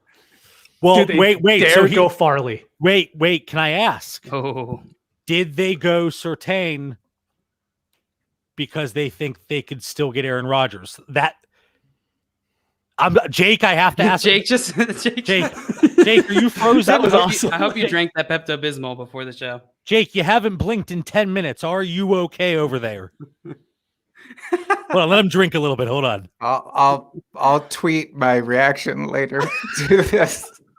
This is I don't know. The haul has to be massive if that's what their plan is. It really has to be big. I mean, we saw what Matt Stafford got, and the contract is still there, of course, for them to have to take on with Aaron. So if that's their idea and they're leaving the door open for that, then what does that look like? I mean, what kind of players are they shipping off? What kind of future picks? Future picks would have to be drastic, I think, for them to actually have a reasonable shot at getting him. But I'm not taking it off the table by any means. It would have made you feel, and I'm not trying to get a jab in, it would have made you feel a heck of a lot better probably if they would have taken Justin Fields with that pick. 100%. I would have felt actually very confident that the deal that they might have been working on probably fell through at that time, because I thought maybe the deal isn't being finalized because they're waiting to see that. And now, yeah, who knows? With the Fields thing, I know there was that brief medical thing that came out where the epilepsy yeah. right? So yeah, to your point, Dan, like maybe that's a bigger thing and we've heard about it, but are we maybe not taking that for what it's worth? Yeah. A few things adding up there. And then I wonder too, Surtain, hey, maybe he becomes a Packer. Maybe that negotiation's still going on right now. We do need a cornerback. So, something. All right, so I'm looking at the board here. We have Dallas, Giants, Philly. Eagles. Philly Chargers. could. I mean, there's possibilities there. You have to figure someone's going to trade up here. But I thought that with the Lions too, and so yeah. Who knows? Maybe these teams are trying, and no one wants to, right? It's like the whole dynasty startup philosophy. Mm-hmm. Hey, the best thing is to trade back. Well, everybody's trading back. So somebody's got to make the picks eventually. Not everybody can trade it out. It's not hot potato. It's like Fields. No, I don't want it. You take it. No. So Dallas, are we taking a boring defensive player? Is that what we're doing? Slater. I could see Slater going. Oh, I'd be okay with that. Yeah. Their line has been very banged up. They have some depth, but they have a lot of injury concerns. So Slater would definitely solidify that offensive line and make a lot of sense. Eagles just traded up. Stop it, John. With the Cowboys? It does say trade. They would not trade with each other. Oh, that's awesome. Yeah. Are they going to snipe them? 2 picks. Are they going to do it? Wait, and these are all like NFC the Dallas East. Goddard? Yeah, that's what I was exactly what I was thinking. Is they were so petty 2 years ago. Now they're all buddy. Wow. Well, Philadelphia, that offensive line certainly needs some attention. They're getting Justin Fields. If Fields goes, I can see it. I can see it. Oh, and Brett in the chat, he is a big Philadelphia fan. That's so annoying. But why would they have to trade up to get? Why would they have to Really? trade up to Annoying. get Fields though? That's Giants true. are They gonna could take just him. wait. Unless they were worried somebody was going to leapfrog them for the Giants pick. Yeah. Man, is Jalen Hurts that bad? I just don't think that they have confidence in him. Like all along, their evaluation of him has been very odd, and the way their talk, it's crazy. Cowboys trade pick 10 for pick 12 and 84. So that's third rounder, right? Yeah. It's not nothing. No, Dallas has that's a lot of needs, so that extra pick in the third round is valuable. Yikes. They probably think they still get their guy two picks from now. Man, how bad would it be for them to take a running back there for Zeke for his already deflated That value? would be so annoying too. Stop it, John. Stop it. Pollard, Najee Harris. Najee Harris in the third. Whoa. All right. Wow. So John Luke and I bet you this is Devontae Smith I because bet you they don't Stroud want him to go to the Giants. Well, that actually makes a lot of sense too. actually that's good call. I think it is Devontae Smith. That's a good call. If that happens, what do we do with Rieger then? Because I'm already depressed about the one place that I have Rieger in. It's just like, what little confidence do you have? What confidence do you have in any player on your team? Truly, Yeah, you just Philadelphia, hate let me know. everybody. Yeah. No, Jake, that was from a potential for immediate impact because of the lack of weapons. Jalen Reagor, I mean, Mitch, you and I, we thought he was going to do tremendous things with that landing spot, and it just didn't come to fruition. The opportunity was there, and it just, didn't happen at the end. And so, like, if a wide receiver does go there, I think you're lucky in Dynasty to get a late second for him. I mean, even in Superflex, I think you're really, really lucky to get a late second for him. I did go back and watch his tape because I had that very question of like how much of this was Carson Wentz and just the offense versus how much was Rager's talent. And I don't think that he had much opportunity from the tape I was watching. Like Carson Wentz was just not even hitting him on like shallow routes. And so I'm still optimistic in Rager's talent, but Jake's right. Like what? Like we've seen teams just completely suppress players to where they become like irrelevant, even if they're talented. So can't count that out. I'm just waiting for this pick now. I think, Dan, it was you that said Devontae Smith. I think that's what it is. That depresses me now being a Cowboys homer. Like I'm gonna have to trade my Devontae Smith shares that I have, and now I can't draft them. You have to stick by your principles, though, Dan. You can't let something foolish like them being on the Eagles ruin your team. I might have you on speed dial, Jake, for that therapy session I'm going to need. I'll be your emotional support if that goes through. As a Cowboys fan, I need emotional support, a lot of it. So You're a Cowboys fan? I had no idea. Who knew? just a little bit, John Luke with another zinger. I like it. That was John Luke, a Chargers fan. I see the bolts on the sleeve. I'm a Mike Williams fan, just Clemson fan. Like, well, I actually all right. I'm a new Ravens fan. I've discovered. So you're like John Bauer. You're a little bit of a bandwagon, is what we're saying here. I wouldn't say bandwagon. I'd say Wow. nomad. I would say no. I was a Washington fan growing up, and I just can't stand the franchise. So, Gotcha. I've separated myself from them. I grew up also kind of Ravens fan in between DC and Baltimore. I now live in Baltimore, so I'm a satellite Ravens fan. And then You're the Ryan Fitzpatrick of fans. I'm the Ryan Go from Fitzpatrick. team to team. You know what, Jake? That's 2 for 2, man. First you compliment my hair. Now you compliment me to Ryan Fitzpatrick. He's one of my favorites. So Be careful. I might fall in love with you. extension. Don't act like you haven't already. That's not Right. Are my Mike Will shares okay? Really quick, can we? In what way am I a bandwagon fan? I have never showed allegiance to any team whatsoever, Dan. That in itself, it kind of supports my point. You have no but allegiance I don't to even any team. I am strictly Look at those jerseys behind you. Team bandwa- Bauer Club. That's all that matters. The bandwagon pulls over. It's like, hey, you want to ride? John's like, no, I'm good. I'm going to walk. I got this. I got to get my steps in. He's a Steelers fan. He doesn't have a Steelers jersey behind him. Go Where's your figure. NFL hat? Oh, like Rob Lowe. Yeah. Where's your Rob Lowe NFL hat? That's Listen, I just want everybody to have a good, clean game today. Okay. I hope everybody is happy when they leave the draft. I hope everybody's dreams come true. And we all get to talk tomorrow.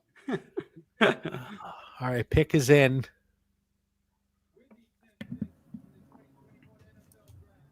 Dan? Someone? They took him. Devontae. They took two. Yeah. Ah, Devontae's an Eagle. Oh, my favorite receiver's an Eagle. I really like that for him. I really, really like that for him. I don't That's know if he's trying to great insult stuff. me by calling me John or if he's addressing you and that one, John. I believe that's me. There's a lot of confusion here. Yeah. There's a lot of confusion. All right, so Devontae Smith, Philadelphia. Mitch, you're saying you like it, but is it going to be in people's minds that, granted, it wasn't a top 10 pick, but J.J. Arcega-Whiteside 2 years ago, Jalen Reagor last year, how many times are they going to screw a wide receiver out? It's very understandable, but the one thing with Smith is as long as he's on the field, I think he's going to do very well. And it's if his body can hold up to the 17-game NFL schedule. And if we see that in his rookie season, actually, we had Scott Connor on, an hour ago, who kind of said his value might not go up from where it is now. And I actually think it might. There's a chance to where if he stays healthy for his full rookie season, that I actually think his value continues to climb, because I think that's the worry now is, can 165 pounds hold up in the NFL? I'm completely on board there. I think if we see it as rookie season, then that concern gets thrown out the window. If that is somebody's concern. So Devontae Smith, Jake, I asked you about Jalen Waddle, but for Devontae Smith, you had him, you said, in tier 2 by himself. Is he still there? Does this Philadelphia landing spot inch him closer to Chase, keep him where he was, or scooch him back a little bit? I'm trying not to, talking about a dynasty perspective, long-term perspective, I'm trying to avoid the trap of wherever he gets stuck in this year that affects my viewpoint. So I'm trying to not let that cloud me right now, because if I'm looking at redraft, no, this is not my ideal landing spot for Devontae Smith, because I am truly nervous about what they've done with wide receivers in the past, as you brought up, and the lack of commitment to their quarterback outside of not taking one in round 1 here is still a little, it gives me some uneasiness. But I think right now I have to keep him where he is. I don't think any team should make him fall from that tier, because the talent is there. And like Mitch said, if he stays on the field, it's not John Ross. And like, there were other concerns with a guy like John Ross that should have kept him out of that sort of tier. That's not the same case with Devontae Smith. It doesn't seem to be to me. So I'm leaving him there for now. First of all, it's like Family Feud. Good answer. Good answer. I like Good that. answer. Good answer. Giants traded pick 11 to the Bears for pick 20, 164, 2022 first, Oh. 2022 fourth Oh. round pick. This has That's to be Brilliant. Justin Fields, It's my gotta be. man, right there. Oh, it's going to be a good 2021, man. It's gonna be a good That's great 2021. for both sides, in my opinion. That's a great move by the Giants. There goes my Andy Dalton shares. Do you know the kind of best part about this is we don't have to hear about the whole Gettleman never trades down in the history of ever again, because that's on Twitter constantly during this time. Now he's done it. Now we can just push that to the side. Look, he trades down. How about that? This is Mark it off your calendar. That's right. It's done. This has to be Justin Fields, correct? It has to be. But before we get there, I hope they draft a fullback. Quite. Yes. we are going to take Kyle Juszczyk. Wait, he's in Hold the on, no, wait, we're what? taking him. Damn it, John Luke is the biggest winner here with this Eagles pick. Is it Jalen Hurts? with the Eagles pick. Yeah, I mean, I think it's great for Jalen Hurts. Yeah, I think he's easily the best, the winner in this transaction. I don't know if it's that good for Smith. You know, I would love to see him somewhere else, even Miami. But yeah, I think Jalen Hurts, despite what they say, he's going to get that opportunity this year, and he's going to have to show it. And he can't do that with the weapons they have now. But yeah, he certainly. I think he dodged that first bullet whenever they initially traded back, and then to not look at, with Fields still on the board, not looking at him and going Devontae Smith. I think it shows they're at least willing to give him that 2021, just like we talked about with Sam Darnold. So, oh man, my palms are sweaty again. Oh, this is so exciting. Knees weak, arms are heavy. Do you have vomit on your sweater already? Mom spaghetti, yeah. All over your blazer. Man, I hope they take an O lineman here for real. Like, because that is an actual team need that they have, Right. as opposed to the fullback. Kyle I just Trask. don't want to see Justin Fields go there, man. Ugh. It's happening. It's happening. He left his he left his living room and just came back. There's something's up. But think about this, He traded because a lot. you know, Mitchell Trubisky, yes, he's mobile, but he's not a great quarterback. Nick Foles, certainly not mobile, was having trouble behind that offensive line and not a very good quarterback. But now you potentially put, I want to jump the gun, but I'm going to do it here. You put Justin Fields with Allen Robinson, David Montgomery, Tariq Cohen. I know people are excited about Cole Kmet, Darnell Mooney. That, especially if the Packers were to lose Aaron Rodgers, that division's wide open all of a sudden. Yeah, it really is. And it's basically theirs for the taking, because they're not a team that is so far out of it, as much as I would love to say that they are. You know, we've seen them get there and do good things with Mitch Trubisky just a couple of years ago. So if they find that solution at quarterback, yeah, I'd be genuinely nervous for the NFC North at that point. Yeah, weren't they in the playoffs this past year? They got that last seed, right? They with the expanded, it was a fake seed. Exactly. They got the fake playoffs, but yeah. I feel like they're always just good enough to creep in or get close to the playoffs. They're always like they're in the dynasty purgatory. They're always just in the middle. Yep. They're never really contending. They're never bad enough to help themselves. But the pick is in. It has to be. I can't see it being anybody. Watch, it's be Mac Jones. I'm not going to spoil it. Through this year's draft-a-thon, the NFL is supporting our nation's path to recovery. Just get to it, Roger. Just so much preamble. Show the chair again. I know. The chair's getting a lot of time tonight. Damn chair. He was on Good Morning America this morning talking with Michael Strahan. It's a program I don't miss. You got to watch Good Morning America. I used to be a Today Show guy. You know, not that's really relevant to any of this. But then met your allegiances again. They just go back and forth, don't they? I'm a bandwagon morning show person. Yes. But he was on there, and Michael was talking about him getting booed. And The heck is he talking about? what is he saying?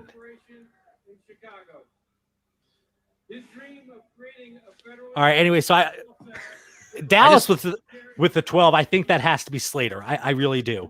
And I think that's a really good pick to get him at 12, even though Mitch said Slater has tiny arms. But they can move him inside there. They don't have to play him at tackle. That's the really nice thing.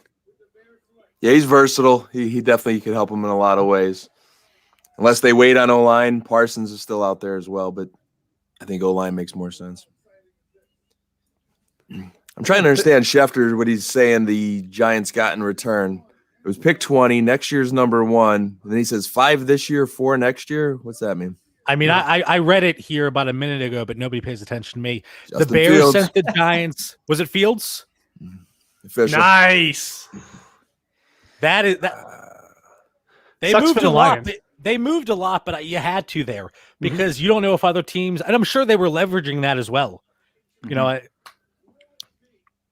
Especially with like the state of the GM and the coach, they could be fired after the season. Now they have we have a rookie, we're building on something. So from even like their point of view, I think it's a really good move. and if they get fired, who cares that you burned your future draft Exactly, capital? no big deal. It's like, I'm going to orphan this dynasty team anyway. Let's go for it. Allen Robinson has 2 good quarterbacks now for the first time ever. Ooh. I like that. I really like what this does for David Montgomery, actually. Yeah. I know some folks maybe have an aversion to a certain level of athleticism for their quarterback where they feel it's going to detract somehow for the running back. I just don't share that. And I think that David Montgomery can be counted on as a really solid asset now for this year. The thing with that is, and Jake, I like what you said, how it detracts from the running back, because a lot of the time with mobile quarterbacks, they don't really work through their progressions. And we've talked about this with Fields, but we've seen Fields be able to work through his progressions. I know Dan has been skeptical, but also David Montgomery's value isn't based on the fact that he's going to catch a lot of passes here in 2021, because people are already fading him due to Tariq Cohen coming back. So with Fields being mobile and opening things up there, hopefully that should do nothing but help David Montgomery, especially in the running game. And hopefully they can get him those goal line and inside the 5-yard line touches that really he hasn't gotten. So my David Montgomery shares, they're not too upset right now. I have a question. What, in terms of landing spots that we were expecting, right? Like New England, Denver, San Francisco, all these options for Fields. Where does Chicago rank in there for you guys? Well, first of all, I didn't even think he would have been available to them, to be honest with you. So it didn't even cross my mind. But I would say definitely over the Patriots. Below the 49ers. I think 49ers were kind of like always the really good spot, but Denver was up there for me too. I think Denver and Broncos are pretty close because I think, like, we hope the wide Wait, receivers. did you just say the Denver and Broncos? More than likely, but it's okay. I'm going with it. Oh, the bum. They are very close. In fact, they're right after each other in the All name, of them. so he's not wrong. One little space. It's all the same stuff. But I mean, those wide receivers hope to become Allen Robinson, and they have Mooney there. Kmet can end up being really good. The running backs in Chicago are better than Melvin Gordon, in Denver. And so I actually think that's a really good point. I think it's a good landing spot for him. Yeah, I would say I think realistically, out of all the options, top 3. I like to see the Bears get a third receiver, maybe later, and then up in that second round there. Love A-Rob, love Mooney. They have a nice tight end room, but after A-Rob and Mooney, that wide receiver depth chart gets a little thin. So maybe one more weapon for Fields would be nice. Dan, who's your boy that's fighting everybody? Javon Wims. And then Anthony Miller does the same thing in the playoffs. Like, they're just not only are they not producing, but they're having trouble keeping the head screwed on tight. Man, I already forgot about Anthony Miller still being there. Jimmy Graham season, though. Am I right? Jimmy Graham That's season. right. There we go. It's always Jimmy Graham season. Finally. Yeah, finally he gets his due, after all these years. Poor Jimmy Graham. What an action-packed first 11 picks. This is fantastic. And So now- much better than last year. Yeah. Much better than last year. And now we're getting into probably defense. Like, I don't want to talk about defense. There's going to be a lot of cornerbacks taken here in the next few picks. And Parsons. Parsons is going to go This when is he's the there round. now. Okay. Yeah. Yeah. Vikings are definitely going defense. Is there any chance that a running back goes before like pick 18 in this round? That's probably even the earliest. I think it's even after that. Yeah. Yeah, I want to think see it. Maybe, but it's very low, I think. Yeah. Yeah. Jets at 23 would be 18. the first. Yeah. Yeah. And I So thought you- I thought it would be Harris. Mitch, you thought it would be ETN. Jake, who would you pick? Or are you throwing the curveball with Javonte Williams? No, I'm not doing that either, but I don't really have a preference truly, because for running backs, that is where I fall into the trap of it's like landing spot does a lot for me. You'd think I would learn after CEH last year, but I didn't. I'm still back on that. So whoever it is, I don't really care if it's one or the other, but if there is a wide open path for them, I will be pretty interested, of course. Dallas. I'm a little disappointed I didn't get an invite to Goodell's chair for this pick, but just saying. I would be too. Dan's going to send a scathing email. I'm bigger Cowboy fans than these people. But, all right, let's go, Roger. What do we got here? Through Draft-a-thon, we're partnering with Mental Health America to support resources for those that need it. A lot of charity work going on in the NFL. A little too much for my liking. Yeah, I think that's how Goodell got his job, isn't it?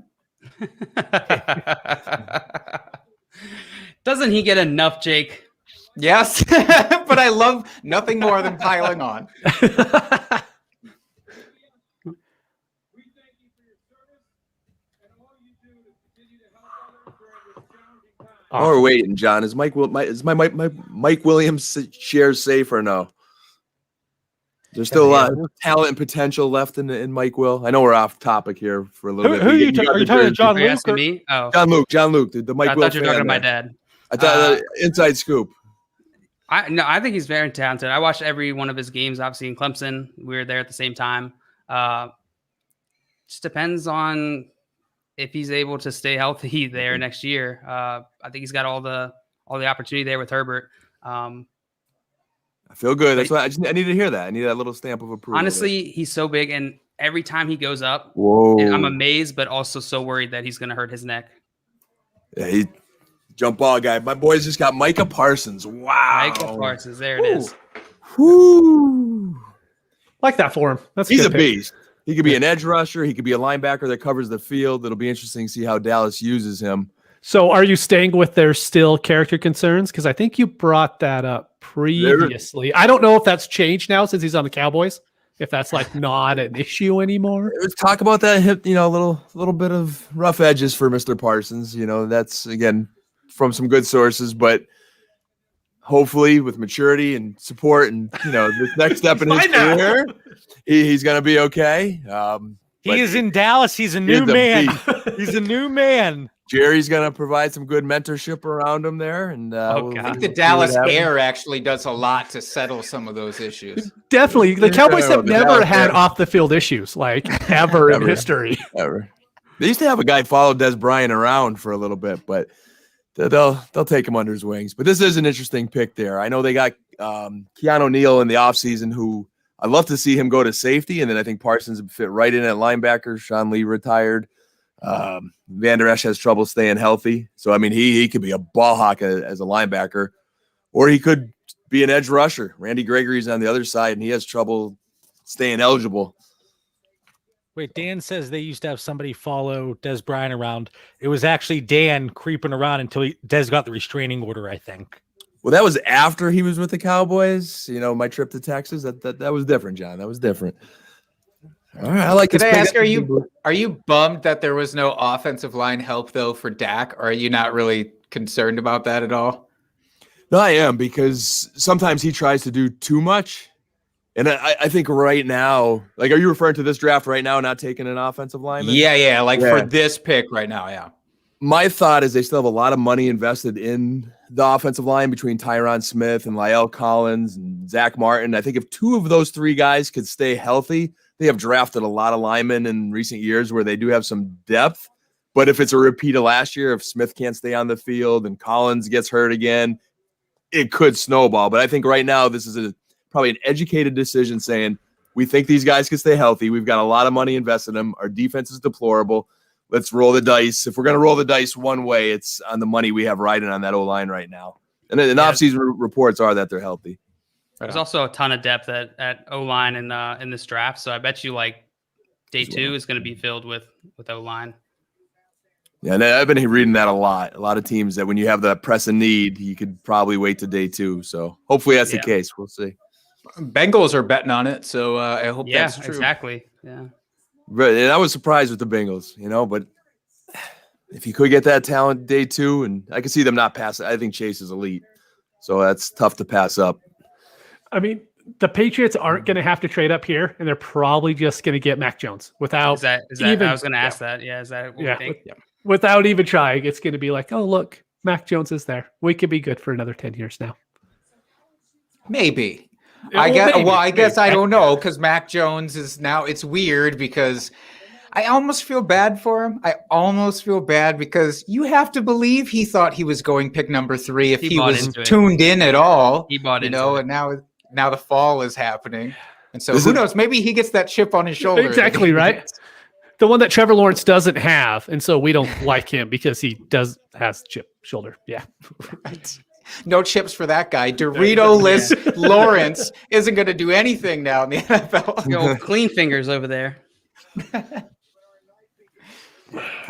Poor Mac Jones, though. This is that classic fall there. He seems kind of lonely in that room that they're showing him at. Like, I wish he was at least with his family or something. I don't know. Yeah, I don't know how many more people are left in that room, but it's probably getting pretty lonely in there.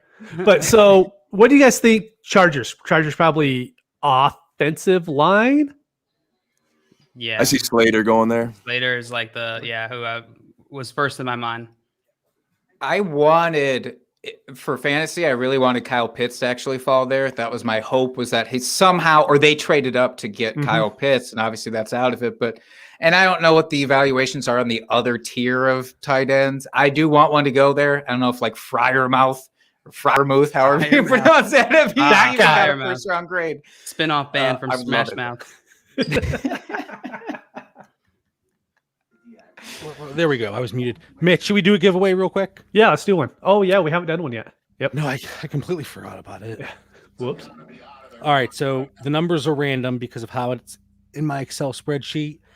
But Mitch, no, you know what? John Luke, can you pick a number between 29 and 219? Really random numbers. So random. Carry the one. 83.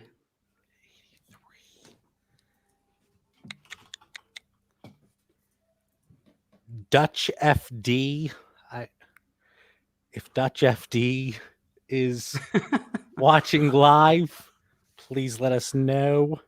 Dutch. I don't even know. Did you ask people on Twitter to put in for it? Yeah, so it was based on subscribers. Oh, okay. You know what? I thought we were just giving it to people in the chat. I can do whatever I want. I know you can. All right. So this stream is wrapping up here in 3 minutes. I posted the link for the that's right. second half of the first round here. John Luke, why don't you let our listeners know where to find you? And thank you for joining us, man. I again, you had some really nice one-liners tonight, and I appreciate that. Oh, thank you so much for having me. I've looked up to all you guys for a long time, so I appreciate you having me on. You can find me at FYF John Luke on Twitter. We do a game show over at Front Yard Fantasy every weekday, 3 p.m. Eastern. We take popular game shows and we turn them into fantasy related game shows. We're in there having a good time talking fantasy football every day. It's a nice break from work. If you hate your job, come hang out with us, talk football. Scott Fish is usually in there. We're usually just ragging on him. You guys probably don't know. Scott Fish is a well-known guy in the industry. He's a never heard of him. Yeah. The humblest of brags. God damn it, JL. That was pretty good. John Luke, so Mondays, Wednesdays, and Fridays, I work from home So if you ever need a guest to Ooh. jump on, you Yes, just let me know. please. Yes, please. I We'll would get that love to. scheduled right away. Yeah, I would love to. All right, Jake, let our listeners know where to find you and all the great stuff you're working on. I'm at Twitter. I hang around there probably too much. At Jake Trowbridge. I also co-host the Drinking and Talking Fantasy Football podcast with Dustin Excellent. Lunt, the elite Dustin Lunt, who you should be following on Twitter at FFDustyDog. I'm going to give his handle, not even mine, because who cares about me, quite frankly. And I'm also over on the Ball Blast Football podcast with two much smarter people who make me feel good. There you go. There you go. Well, John, Luke, Jake, thank you so much for joining us. A fantastic time. And just like I said after the first hour, this hour absolutely flew. I can't believe it's already 10 o'clock here. Absolutely. Thank you, gentlemen, very much. All right, This was thanks, fun, guys. guys. Enjoy the rest of the draft. Appreciate you. All right. Well, we are going to cut over to the other link. Dan, do you need help finding it? Oh, I got to sign into Twitter again. You got to sign in. So we're going to end this stream, jump over. Hopefully everybody follows us. Just creep on over. It's not too far away. We'll see you soon.